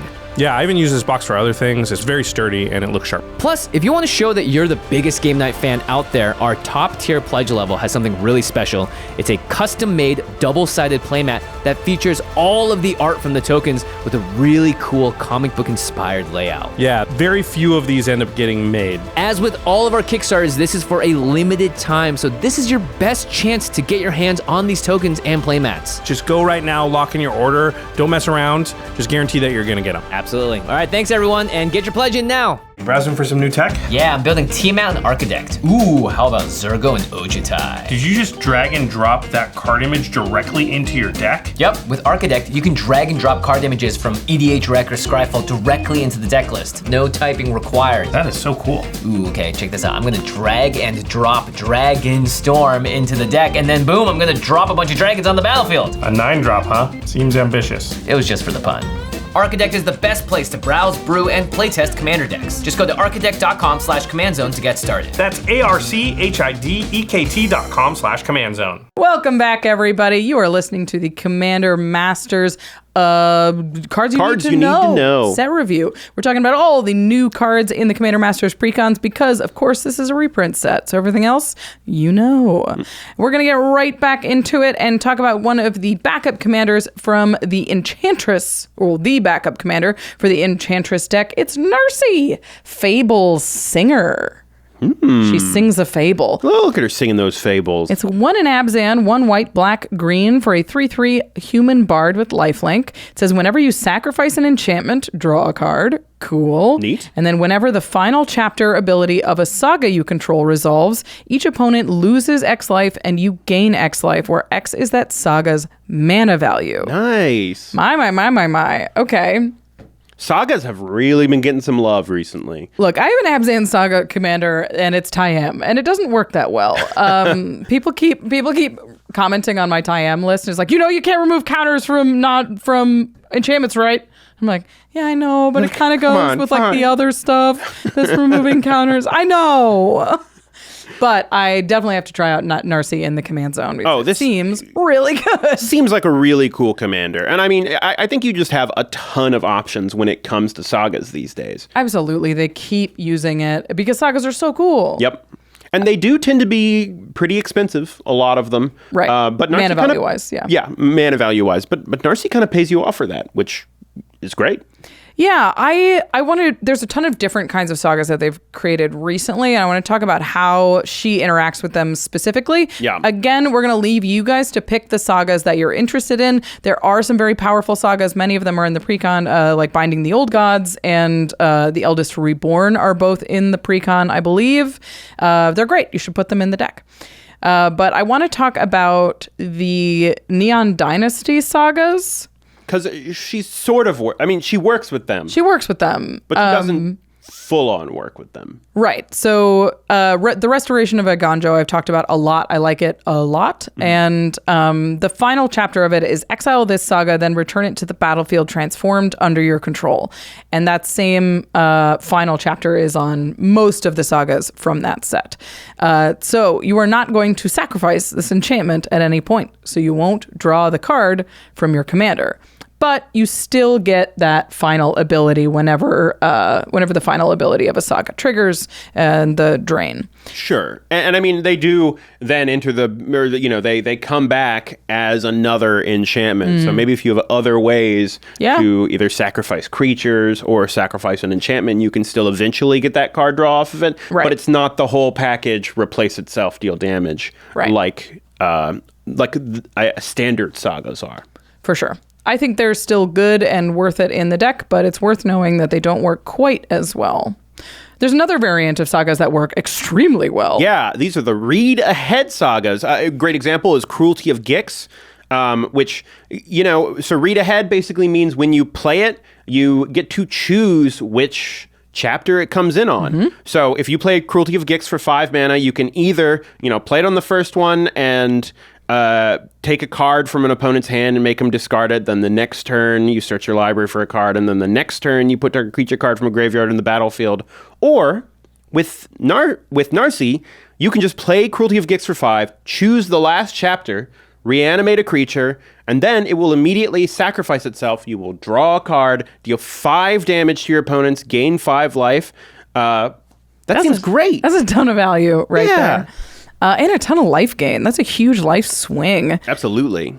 There's also a variant of saga on the flip Praetors that are the Praetor on their front and the saga on their back. They're very interesting in Narci because you don't sacrifice them, but you do get to trigger that that final chapter ability multiple times.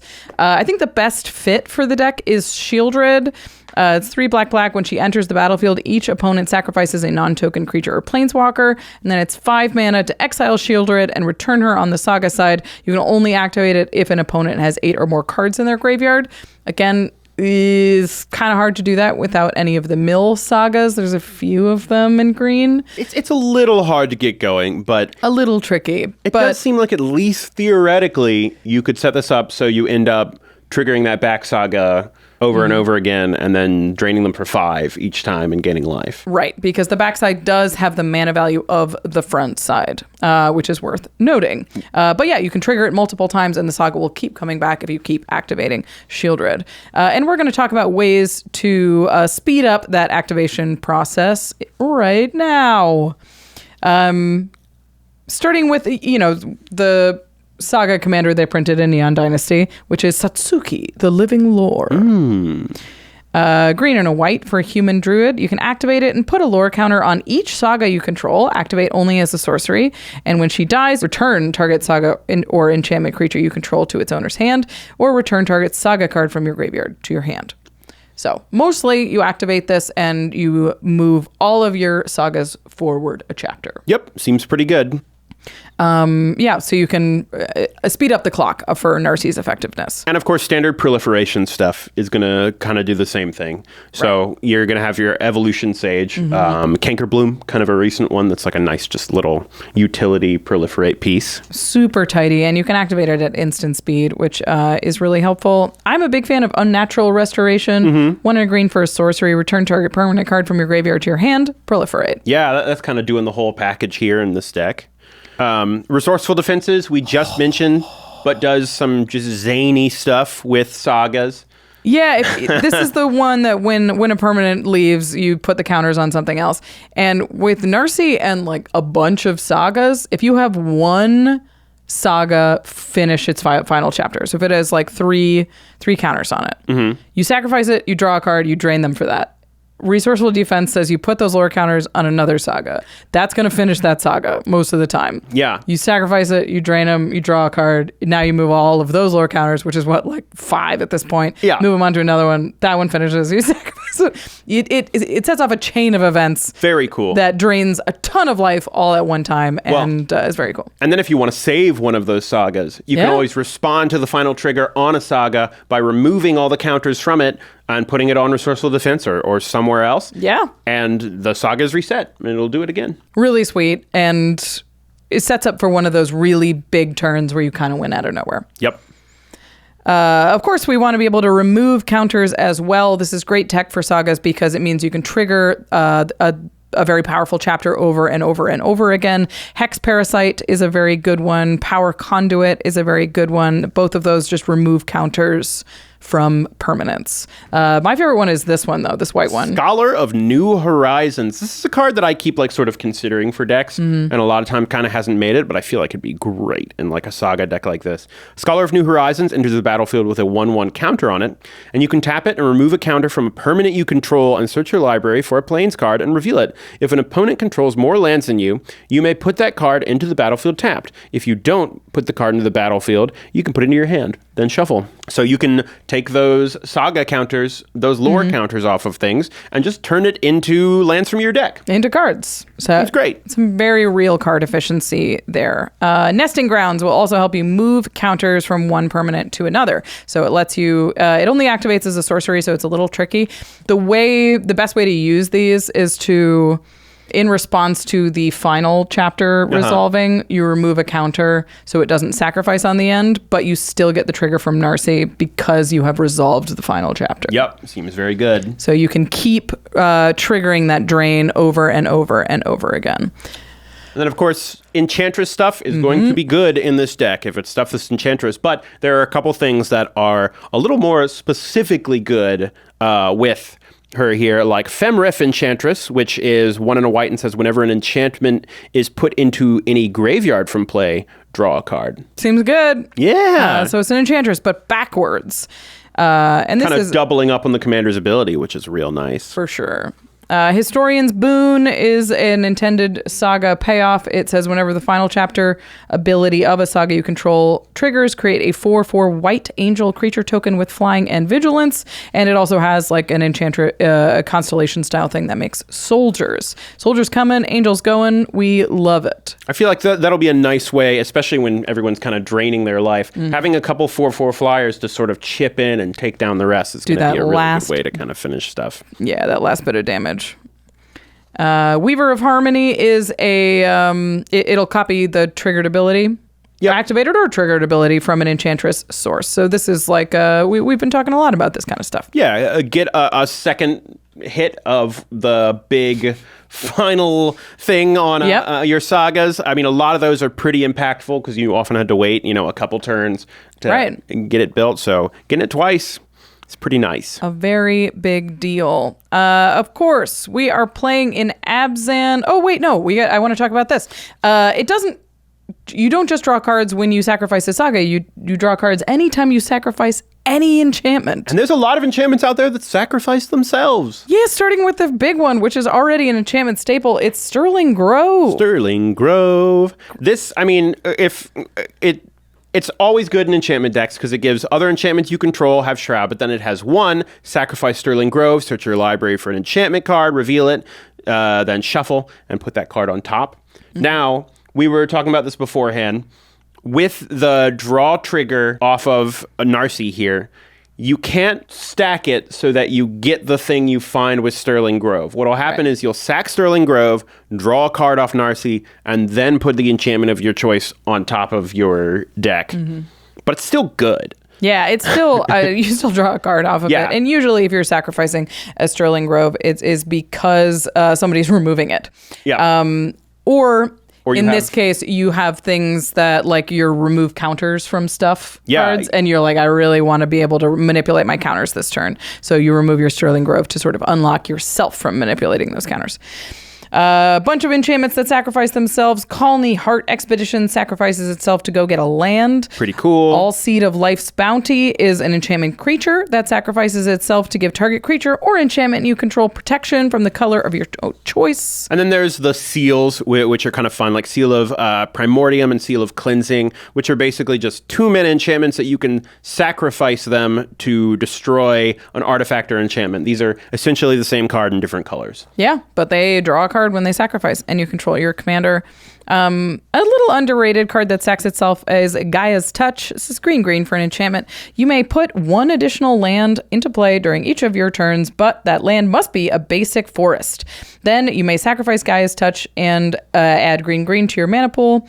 It's an activated ability. This card has been errated a lot, but it says 0, sack it to make 2 green, but it lets you play an additional basic forest on each of your turns. Pretty good. So while you have forests, play it, and when you're out of forests, sack it, make some green mana, and draw a card. Well, and once you're sacrificing all these enchantments, I think that especially like looking at some of the stuff like Seal of Primordium and Seal of Cleansing really makes you wonder like, okay, how am I getting these back? Like you've got a full graveyard enchantments.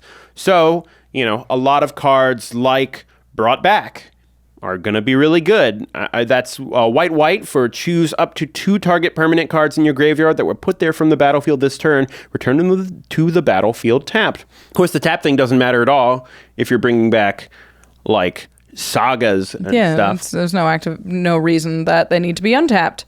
Cosmic Intervention does basically the same thing, except for it's for all permanents that went to the graveyard this turn, rather than just 2 of them. Of course, Tishar, Ancestor's Apostle, goes in any deck that is heavily built around historic permanents, and sagas are historic. Yep. It will bring back little creatures from their graveyard, and we've mentioned a lot of them already, so I think there's plenty of synergy with Tishar. And then Hall of Heliod's Generosity seems just like an insane include. Yeah. That puts an enchantment from your graveyard right on top of your library. That's just going to always keep your engine, going. I mean, probably if you're playing it outright, you can use Hall of Heliod's Generosity to be, drawing the card as soon as it gets on top. So it's kind of like a graveyard tutor in some ways. Super, super strong in this deck. And of course, you're playing Abzan. You're going to want to bring everything from your graveyard back to the battlefield with either Eerie Ultimatum or Brilliant Restoration, which brings back all of your artifacts or enchantment cards from the graveyard. Brilliant. And Eerie Ultimatum, of course, brings everything. Yeah. The card is wild. Exciting times. All right. Narci is super sweet. I'm excited to have like a more dedicated Saga commander for my Saga deck, plus a win con. This next commander also seems very cool. This is the backup commander for the colorless deck, which is Omarthis, Ghostfire Initiate. Omarthis, Ghostfire Initiate. Ghostfire. Yes. Initiates. Don't sue us, O'Reilly Auto Parts. You just have your jingle it's so powerful. Good. So Omarthis Ghostfire Initiate is XX for a 0/0 legendary creature, Spirit Naga. Omarthis Ghostfire Initiate enters the battlefield with X 1/1 counters on it, if you were worried about that 0/0 thing. Whenever you put 1 or more 1/1 counters on another colorless creature, you may put a 1/1 counter on Omarthis. When Omarthis dies, manifest a number of cards from the top of your library equal to the number of counters on it. Sweet.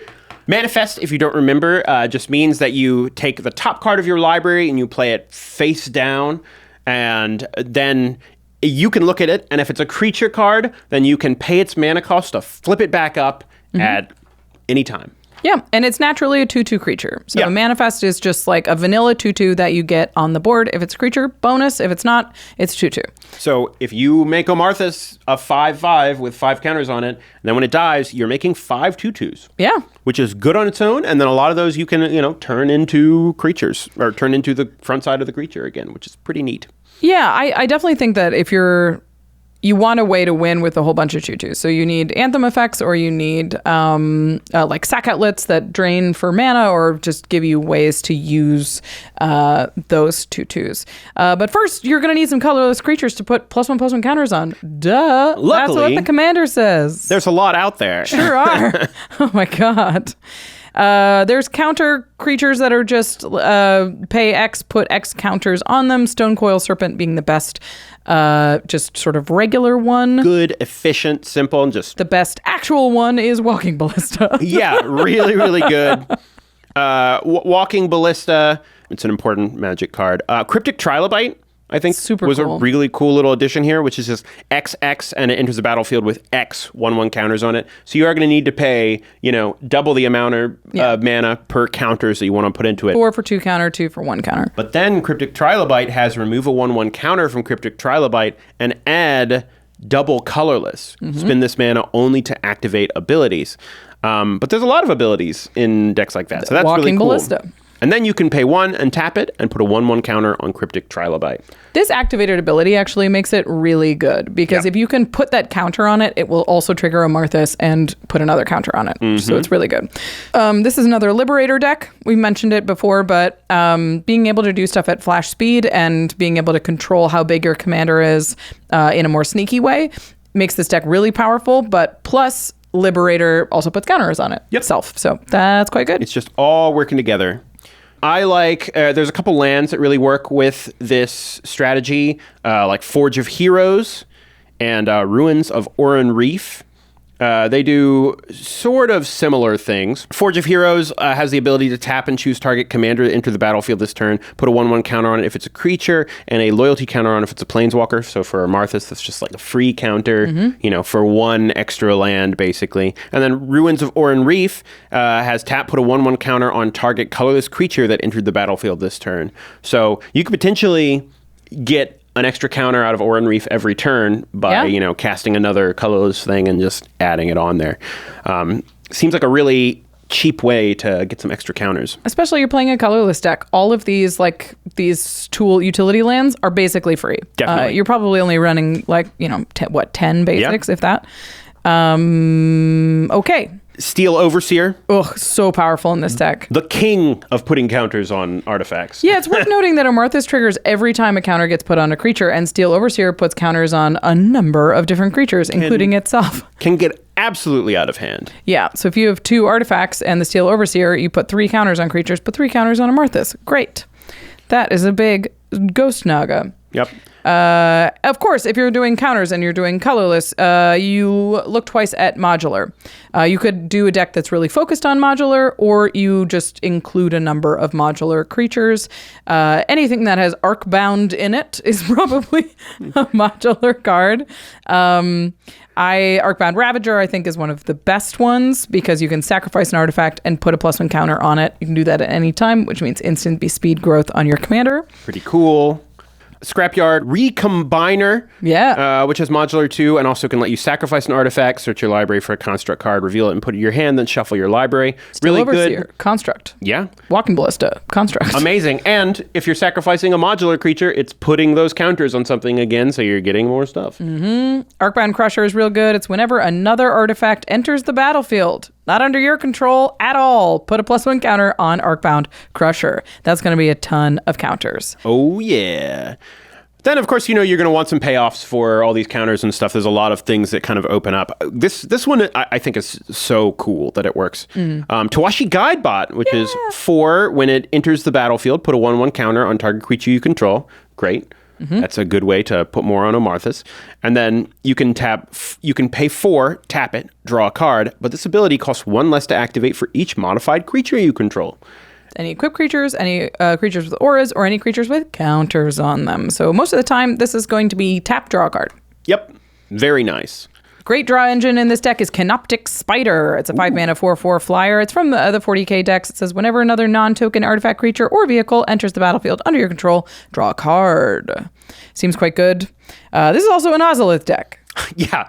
Ozolith is going to be nuts in this deck. It is going to be so good. It's putting counters on things. It's preserving the counters that you make. Like you sacrifice your commander, which already has a ton of counters on it. You put all of those on the Ozolith. You recast your commander for 4 mana, and you put all of them right back on. And I wouldn't even put it on Omarthis. I'd probably put the counters on something else. On one of the tutus one of the many, many tutus you just made? Yeah, and then Omarthis will just be like, oh, counters were put on a thing. I'm back. Yeah, it's very powerful in this deck, as it often is. Proliferate is also quite good. If you can put Proliferate counts as adding a counter. So anything with a counter gets another counter.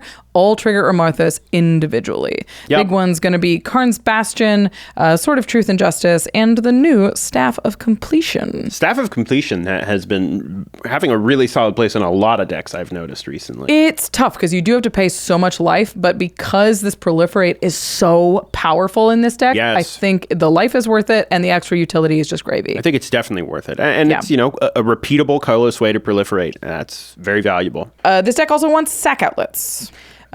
Because you can sack your commander at instant speed, make a ton of 2/2s, or you can sacrifice your modular creatures and change their power and toughness at instant speed. Sack outlets are really going to change the amount of impact you can have and the amount of surprise. I think they're really important too. Really, because yeah. These days, there's so much exile removal going on. And if you have built up a 15/15 Omarthis, and someone just swords to plow. They do a swords to plowshares or a path to exile. Yeah. You're losing all that value. You need to be able to respond by sacrificing it And getting all of those 2/2s. You've built up a lot of power.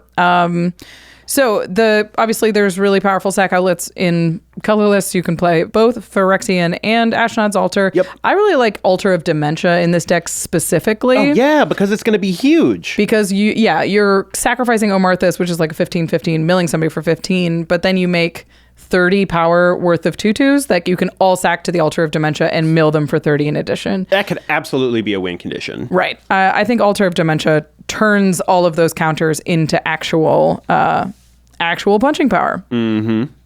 And then Throne of Geth. Yeah. Does the whole shebang. You sacrifice something, and then you sacrifice an artifact, you get to proliferate. Yep. It's obviously you can't sack your commander with this. He's just colorless. He's not an artifact, but the fact that it is both a sack outlet and a proliferate engine makes it really, really powerful. Yeah, sacrifice a modular creature, put those counters on something, proliferate somewhere. You're just getting a lot of value out of that. Also, a card I've been putting in almost every deck because of how powerful sack outlets are, High Market. High Market is amazing. A really, really, really powerful utility land and great in this deck. There's a couple of cards that just go in every single colorless deck. We're going to mention them very briefly. This first one's in the precon. It's Forsaken Monument. Cool. Really adds a bunch of synergy and power to your colorless deck. But one that people might not think of is the Mightstone and Weakstone. Oh, that's kind of interesting. Yeah. So when it enters the battlefield, you choose one. You either draw 2 cards or target creature gets -5/-5 until end of turn. Both pretty good. Not a great rate for that, but you're in colorless. And then it taps for 2 generic mana, and it can only cast... can't be spent to cast non-artifact spells. Which is still going to hit most of the spells in your deck now. Yeah. I mean, you can't cast your commander with it, but it's fine. Yeah, and of course, Mystic Forge and Wandering Archaic are both going to do a lot in a deck that doesn't have any colors. Very sweet, very cool. Whee! Goodbye. On to a next card that is in the 99 of the Enchantress deck. It is Ondu Spiritdancer. And the art rules. So somebody composes Spring, and then Ondu Spiritdancer dances to it. She dances Spring. Oh, yeah. Like a good Spring. Right. Everybody's just dancing and singing in this Groovy deck. Spring. And Narci's playing the harp and stuff. Oh, man. Enchantment decks are a party. It is a good time over there. This one's 4 and a white for a 3/3 core cleric, and it says, whenever an enchantment enters the battlefield under your control, you may create a token that's a copy of it. Wow. Do this only once each turn. Thank God. No, actually, I do but no. No, you're right. It would be a serious problem. You're right. So we've seen copying enchantments come a little bit more into vogue. They printed Calyx Guided by Fate in Aftermath, which whenever it deals damage, you can make a token copy of an enchantment. And of course, we have to mention up top that there are some enchantments that are really good to copy. It's Anointed Procession. That would be absolutely busted. So in Parallel Lives. So when you play Anointed Procession, it enters the battlefield, triggers Ondu Spiritdancer, and makes 2 copies of Anointed Procession. But it only happens once. Yeah. Yeah, it's really, it can get very, very powerful. Ondu Spiritdancer and Anointed Procession leaves you with 3 copies of Anointed Procession. Yeah, it's fine. I think it's fine. Oh my gosh. And it's like, Which then means the next time you play an enchantment, you get 4? 4. Yeah, you get 4 copies of that enchantment. Yeah. Yes. Yep. Insane.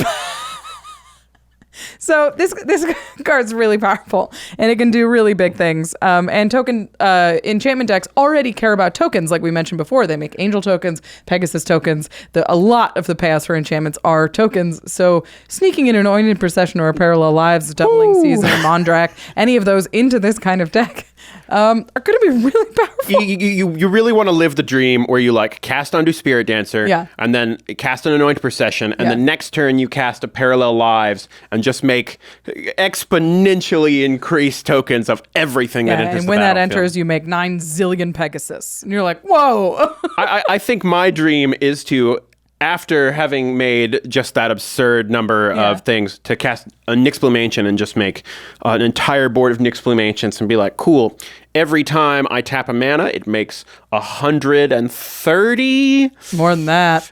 Yeah, you're right. It would be massive. I need to actually do the math on this. The funny thing about that is commander players are like, I could make so much mana. And constructed players are like, attack with your 9/5/5 tramples. What? No, I wouldn't risk them in battle. No. They make me mana. There's obviously very powerful enchantments in this game. Nyxbloom Ancient is the top end. Rhystic Study, obviously very powerful. The Kami War. These are all like big splashy enchantments that copying them is very powerful. But I think in enchantment decks, you're more likely to copy your cheaper ones, because enchantment decks tend to have like 3, 2, and 3 mana enchantments. Yeah. And they're still really good to copy. Kenra's Transformation comes in, elks 2 creatures and draws 2 cards. That's nice. Double elking. Really, really good. That really gets you there. Privileged Position automatically protects all of your enchantments. That's fun because, privileged position just says other permanents you control have hexproof. So if you make 2, Everything's hexproof. you're good. Everything's It's hexproof. complete protection. One of my favorite auras for your lands is Overgrowth. It's 3 mana, make 2 additional green every time that land becomes tapped. I think that's a really good rate. And the 1 mana ones are obviously very good, but Overgrowth is quite powerful as well. So those are all just really good to copy as well. I love it. Completely insane. My question for you is, does this go in every Enchantress deck? Maybe. I think it kind of does. Obviously, Yeah. white, I mean, it's got to have white, but white one. Yeah. yeah, this feels to me not quite on this level, but it feels like the doubling season in Planeswalker decks kind of thing, because just doubling all of your constellation triggers, getting twice of the, not of all your constellation triggers, but getting a double on your constellation triggers every turn, getting to play your really impactful ones twice, that seems huge to me. Yeah, I mean, even just having, like, casting an Enchantress's Presence and getting 2 of them is so good, and that's not even, like, a complicated thing. Like, if you cast the Constellation one that is an enchantment itself, the 2 green one, I don't remember what it's called, but the editors will put it on the screen. Good job, guys. So that draws a card when it enters the battlefield, and it will also see the other one. So you cast this, a token enters, you'll draw.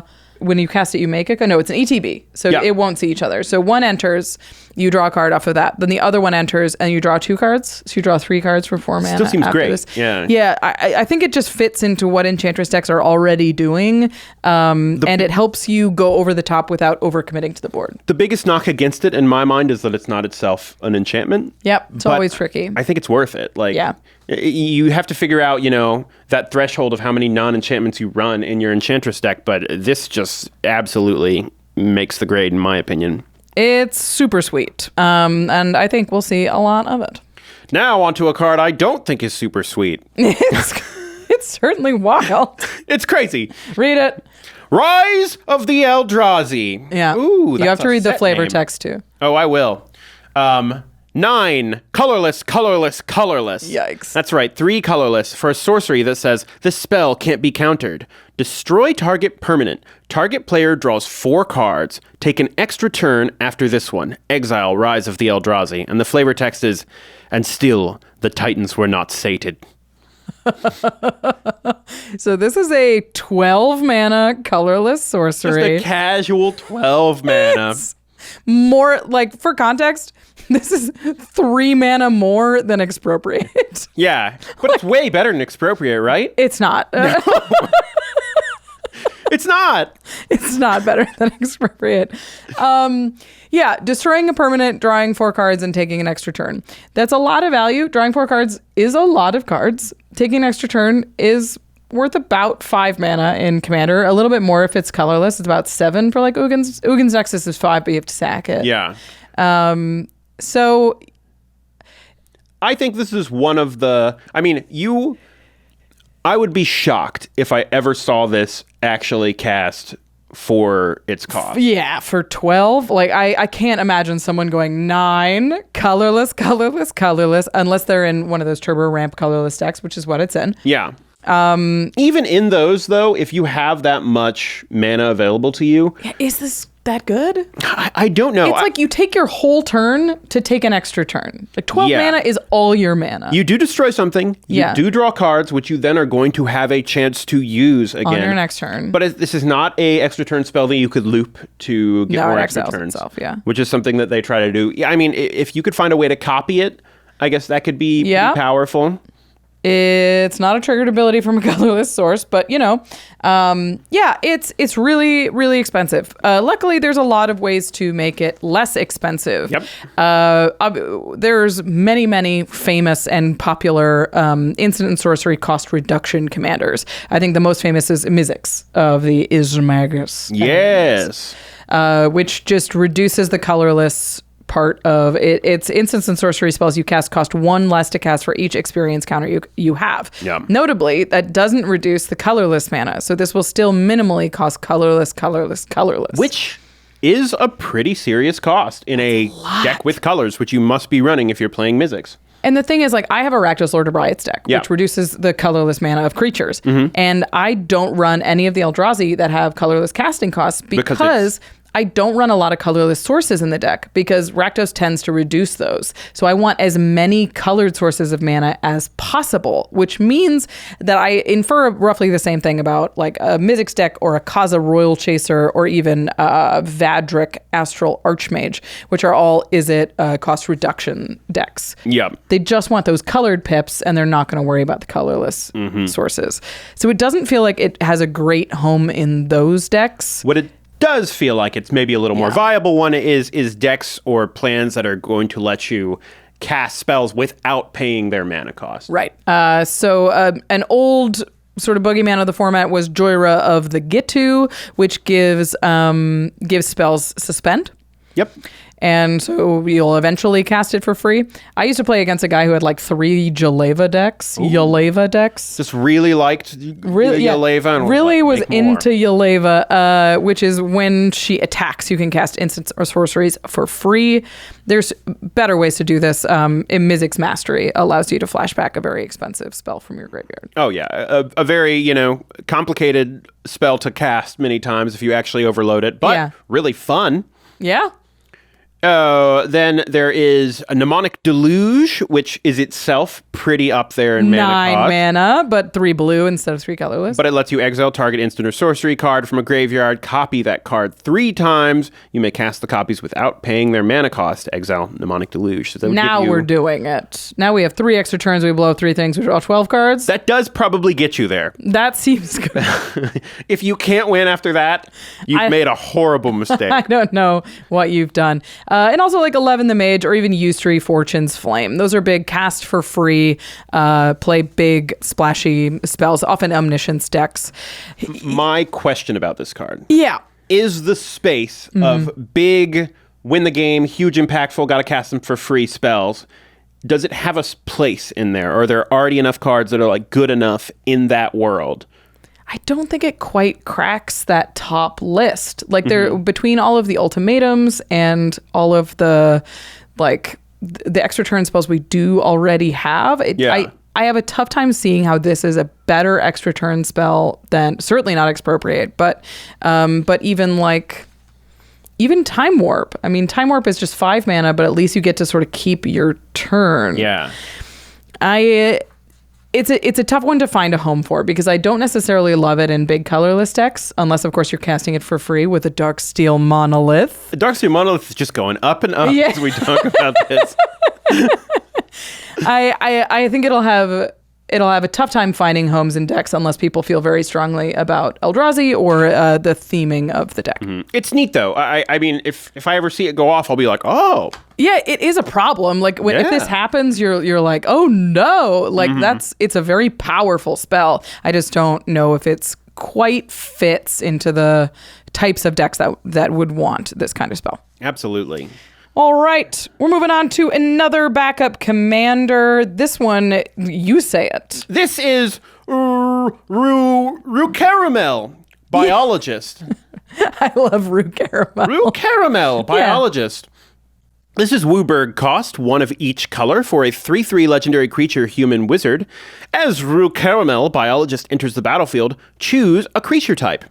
Slivers you control and non-token creatures you control are the chosen type in addition to their other creature types. The same is true for creature spells you control and creature cards you own that aren't on the battlefield. And then it has 3 and tap, create a 1/1 colorless sliver creature token. So this is a lot. Yeah. This says slivers on it, and you're like, is this a sliver commander? And the answer is maybe. It's not the best 5-color sliver commander, certainly. It's a little confusing because it does make you feel like, okay, I want to run slivers and something else. But the part where it says slivers you control and non-token creatures you control is a little redundant. I mean, all that really is doing is making sliver tokens. Right. The tokens that she creates. Also whatever the thing are. So I think the cleanest way to look at this is a 5-color conspiracy commander. Yeah. Which is an old black enchantment that when it enters, you choose a type and everything's that type. All of the stuff in your deck. And it's conspiracy in your command zone, which is awesome. Very cool. Like Arcane Adaptation is the similar thing, and it's in blue, and people are very familiar with Maskwood Nexus, which gives all of your creatures and all of the ones in your library, all of the creature types. So that kind of effect in your command zone, you're like, interesting. Yeah. Now there's a million ideas. There are a ton of different ways you can build Rukarumel. Yeah. And we're not going to really detail all of them because it's an endless list. But I want to go over like 2 primary ways you could build this. The first one being Rukarumel as a sliver deck. I don't think it's the best sliver deck, but if you like this commander and you want to build like a sliver token build and you want to include some stuff that isn't necessarily slivers, I could see her in the command zone. So in this case, Rukarumel enters and you would name slivers. Sliver. Now all of your slivers are slivers and all of your non-tokens creatures are also slivers. Which feels a little weird, but like works pretty well because, slivers have very, very, very solid typal payoffs for themselves. So we're not going to talk about how to build a good sliver deck. The best slivers, the ones that you slam into every sliver deck is Gemahide Sliver, Cloud Shredder Sliver, Harmonic Sliver, Spiteful Sliver, and of course the first sliver, which is very powerful with Rukarumel's effect because that means every spell you cast from your hand is a sliver spell and has Cascade. Very, very good. And if you hit a creature, that also has Cascade. Seems fun. Seems cool. Really neat. Is slivers. And this is what kind of cards would you sneak into there that aren't slivers, but you're like, they would be cool with slivers? I think stuff that's just like really good, like value cards, the sort of cards that you just kind of want all over the place, like Professional Facebreaker is a really good example because, it's just going to be attacking and making you treasure tokens and giving you card draw, stuff like that.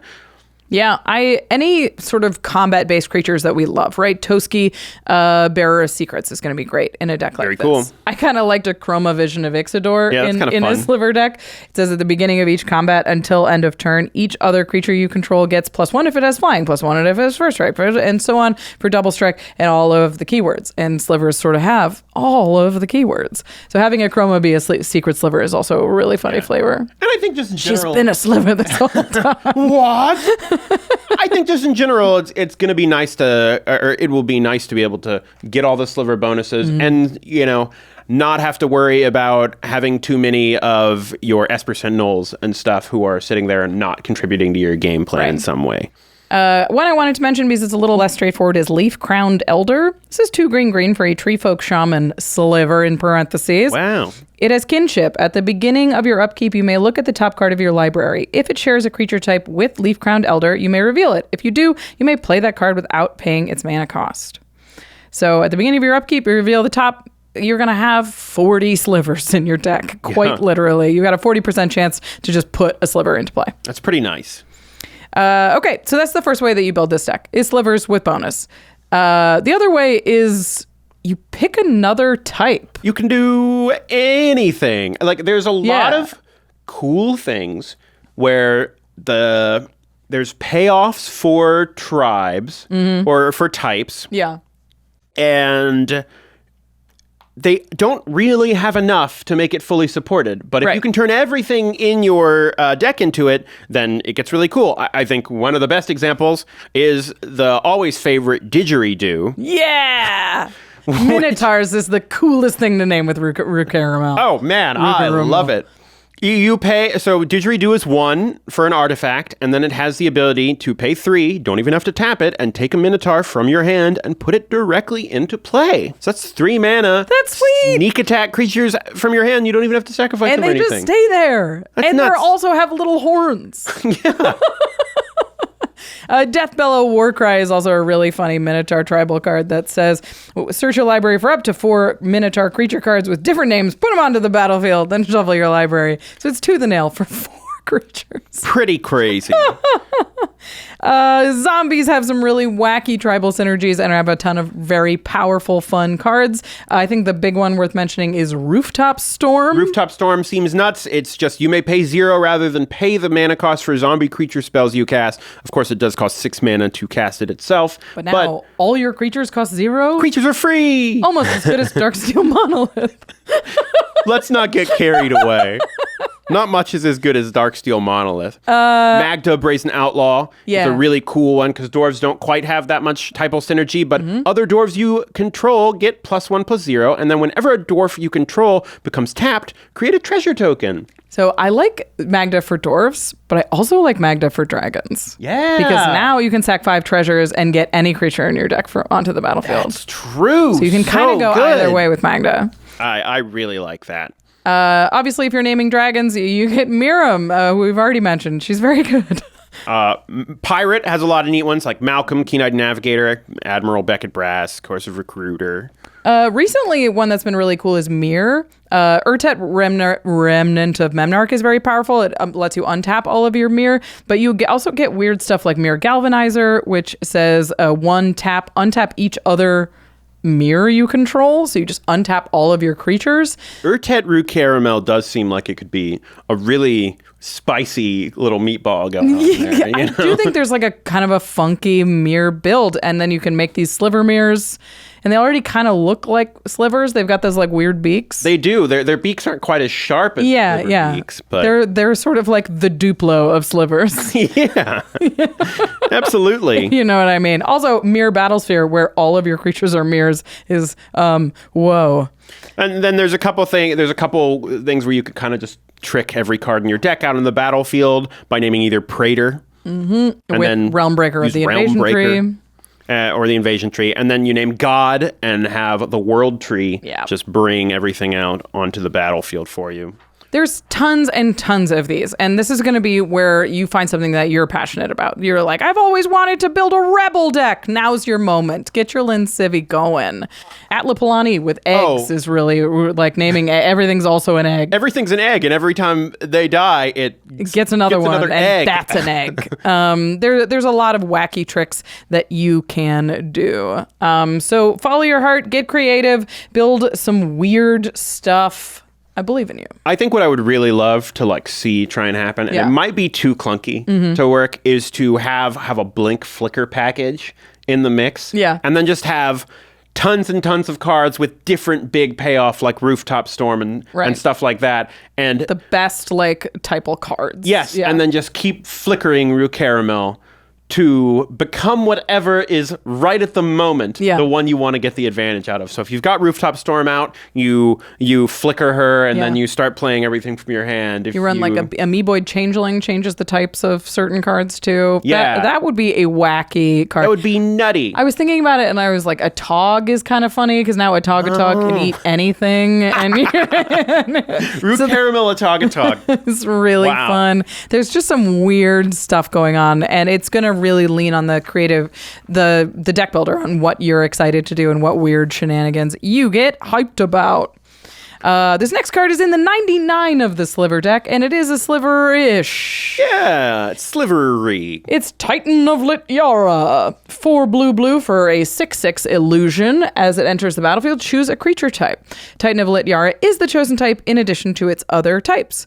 Whenever Titan of Littjara enters the battlefield or attacks, you may draw a card for each other creature you control that shares a creature type with it. If you do, discard a card. Ooh, move over Frost Titan. Yeah, new blue Titan and in town. It rules. It's super sweet. Obviously, it's great in Typal cards where you're going to have like, I have 6 Merfolk in play. I'm going to draw 6 cards and discard 1. But do you even really need it to be in a Typal deck for it to be good?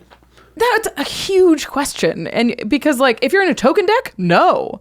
Like if you have 5 1/1 soldier tokens, that's great. Great. Attack with all, attack and just enter the battlefield with it. Yeah. Draw a card for each of those tokens. There's the new Knights. Attack with it. Knights commander that makes 1/1s with lifelink. Yeah. They're all knights, and it cares about the number of cards you've drawn this turn. Like, this seems wild in that deck. Something like a Kaikar deck that's just making a lot of those little spirits and stuff. Incidentally. You got a lot of spirits. Yeah, so this is definitely it'll go in your blue Typal decks. It'll go in the Wilhelts, the zombie decks, the My Kumena Tyrant of Araska that cares about merfolk. It's really like having a Kindred Discovery that is a creature that also has May on it, so it doesn't kill you by accident like Kindred Discovery does. Yeah, it's just ETB and attacks. And like if it ETBs, you pay 6 mana and you draw like 4 cards, you discard 1. I mean, then you're good. Then your value is good. And if somebody spends a removal spell on it, even better. The floor on it is basically that you draw like 1 card. Yeah, and then you loot. Which I don't think is great. But I think you do not need many creatures that share creature types on the battlefield for Titan of Littjara to just be real good. Yeah, I agree. I mean, this lives in the packages with the Typal cards that we know and love, the Distant Melodies, the Pact of the Serpents, even like Tishana Voice of Thunder honestly reminded me of it a lot. Mm-hmm. When Tishana enters the battlefield, you draw a card for each creature you control. That doesn't even have the attack clause, and you still draw an outrageous number of cards with Tishana. Absolutely. So I think we're going to see plenty of this card. It's just a matter of people getting their hands on it. The Sliver deck is pretty expensive, and it seems like the Littjara is going to be a bit of a, I don't know if it's like a chase card. We haven't seen pre-order pricing on that specific single yet. I do just feel like this goes in an enormous number of blue decks. If you're blinking at all, and like if you're blinking and you have 2 creatures that share a type with it, you draw 2, discard 1. Absolutely. That's great. I incidentally have a decent number of pirates in my Zara Renegade Recruiter deck, but it also has a couple Blink Synergy stuff going on. So this is 100% going in the deck. Mm-hmm. Yep. It's not just going to be in the dedicated type decks. It's going to be in various things. Double check your deck list. See what creature types they have in common. See if you can quite get there. It should probably go in my Sidisi deck because it just makes zombie tokens, sort of incidentally. Absolutely. All right, we have one more card to talk about, and this one is in the 99 of the Planeswalker deck. Do you want to introduce us? This is Vronos, Masked Inquisitor, which is kind of fun that they're giving a card to a character who just like showed up a little bit in lore and with like chased Garrick around. Yeah. Vronos, Masked Inquisitor, is 3 blue for a 5 loyalty legendary planeswalker, Vronos. So we're starting the Vronos type. For get ready. Mm-hmm. More Vronos is coming. That's not confirmed. It has to tick up for 1 loyalty. Up to 2 other target planeswalkers you control phase out at the beginning of the next in-step. Kind of cool. Really good. For -2. For each opponent, return up to 1 target non-land permanent that player controls to its owner's hand. Also pretty good. And then for -7, target artifact you control becomes a 9/9 construct artifact creature and gains vigilance, indestructible, and this creature can't be blocked. That last one's such a funny. Is there a lore reason that he makes a giant I honestly construct? can't tell you. Is that Garrick? I should have done more research on that one, but Yeah, this is great in Planeswalker decks, obviously, because it can only the tick up ability can only target other Planeswalkers. It cannot target itself. So if you don't have access to other Planeswalkers, it's not very good. But that minus ability is real. Yeah. Well, I guess we should talk about the plus ability. It's great. This is what I like about Vronos in Planeswalker decks is it says you can't deal with the actual problem. First, you have to deal with this. So it just adds a layer of protection because they have to get through Vronos to get through whatever Teferi is ticking up or whatever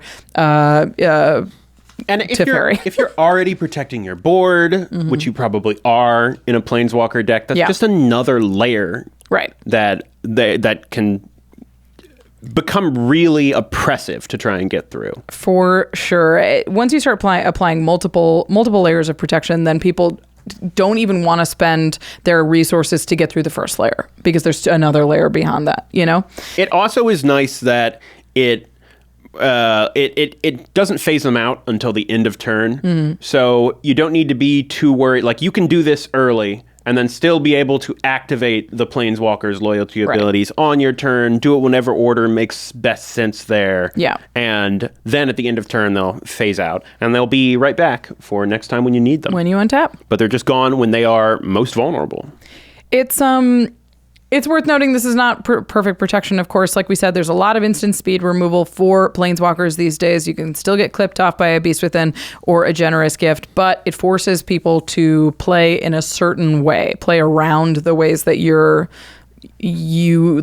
shaping the game, which is exactly what you want to be doing in a Planeswalker deck.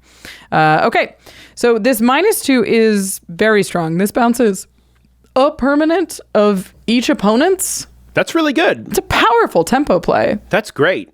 I mean, you know, you're taking their best things and putting it into their hand. Obviously, it'd be better if you could destroy it, but that's 3 things, and this is repeatable. Right.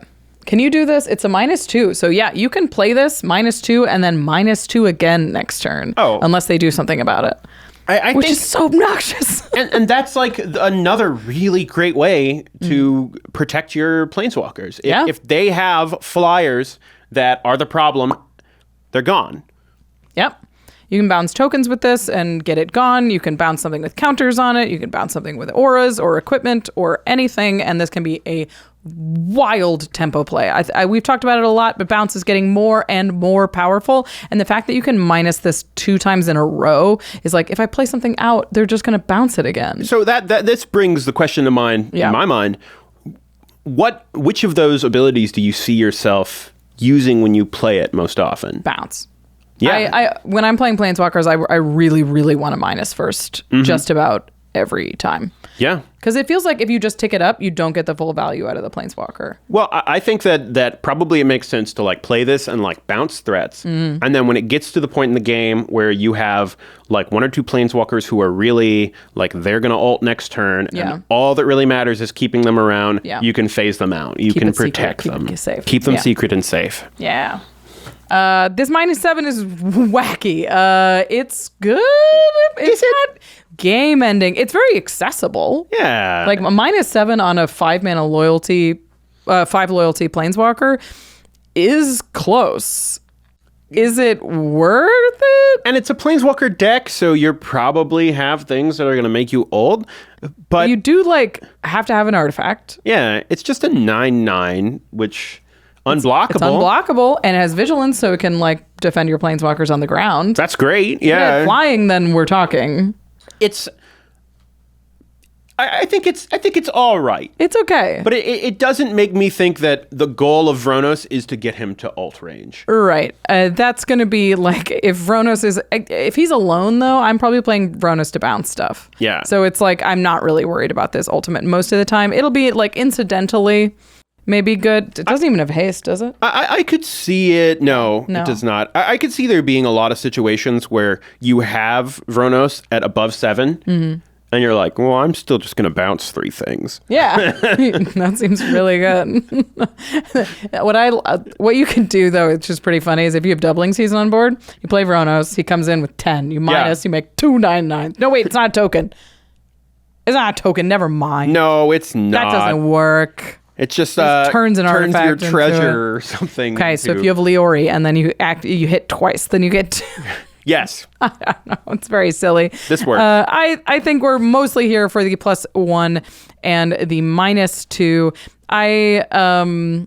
No matter what, it's a pretty good little protection piece. It is a very solid defensive planeswalker, which is nice. Any planeswalker that can sort of block for your other ones is going to be a really important piece of a Super Friends type deck. My big question before we talk about our favorites for this episode is, does this go in decks with a planeswalker commander?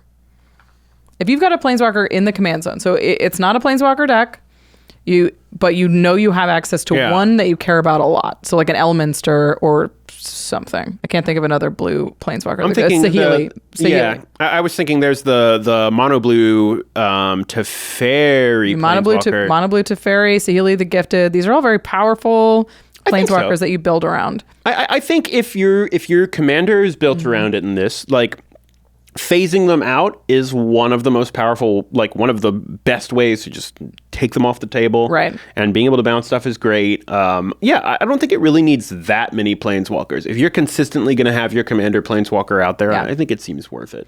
I do think you want another planeswalker in this deck. I don't think it's your only planeswalker in the deck. The bounce is very powerful, unless you're doing maybe proliferate stuff. But even then, you probably have other planeswalkers in there. Yeah, but the bounce is powerful, but for that mana cost, I do think the phasing really has to matter. You can have more. You can find more efficient bounce out there. 5 is a lot.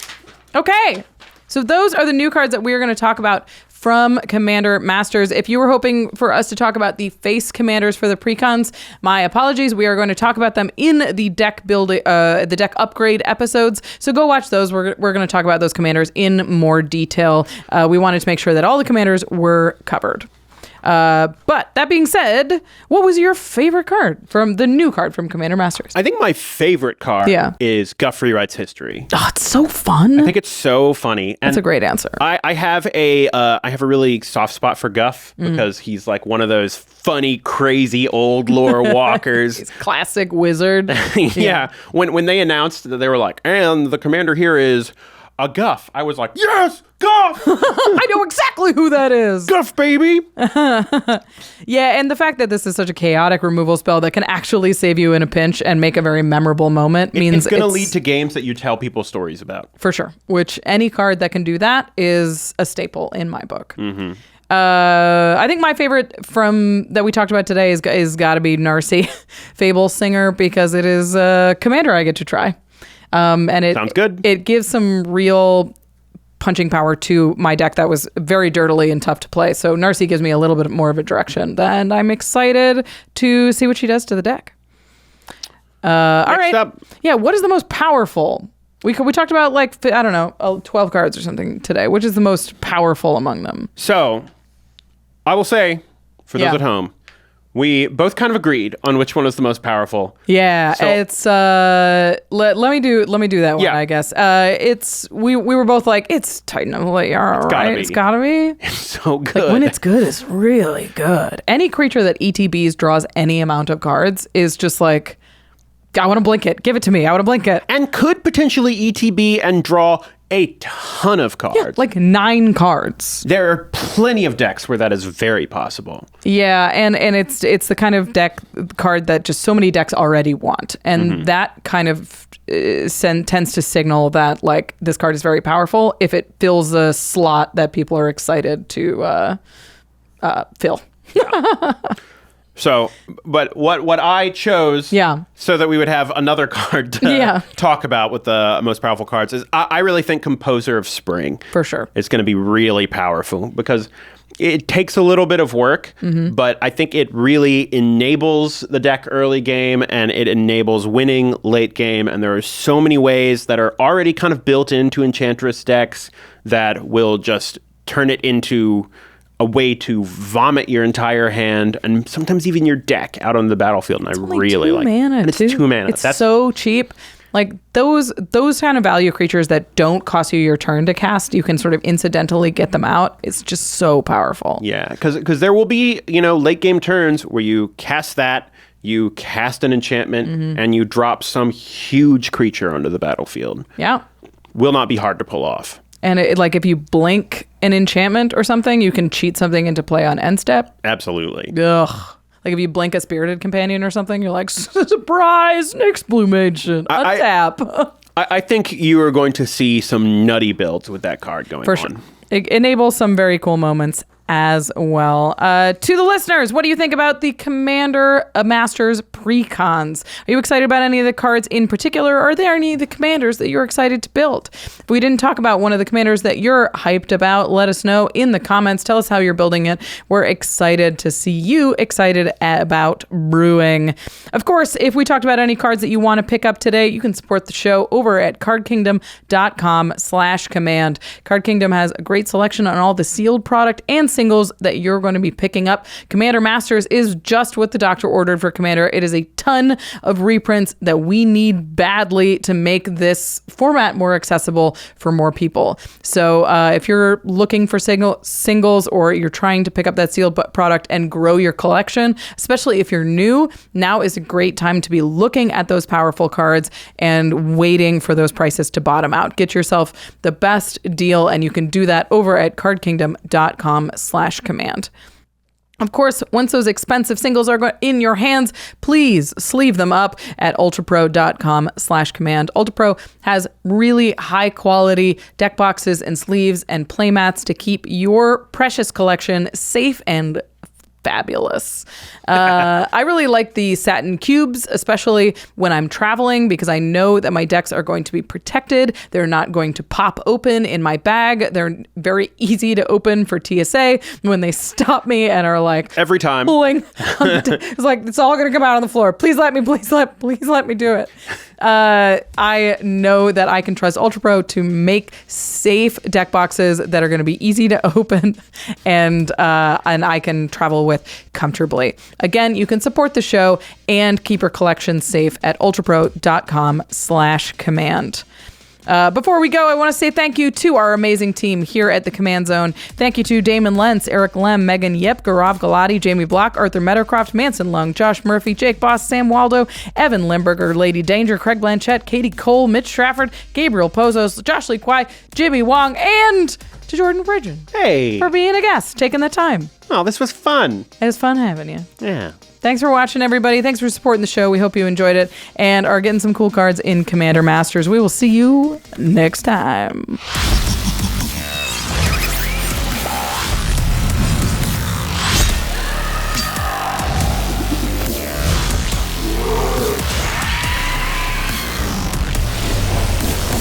Thank you for your attention. For further inquiries, send an email to commandcast@rocketjump.com or ask us on Twitter @JFWong and @Josh Lee Kwai. See you later, alligator. Greetings, humans.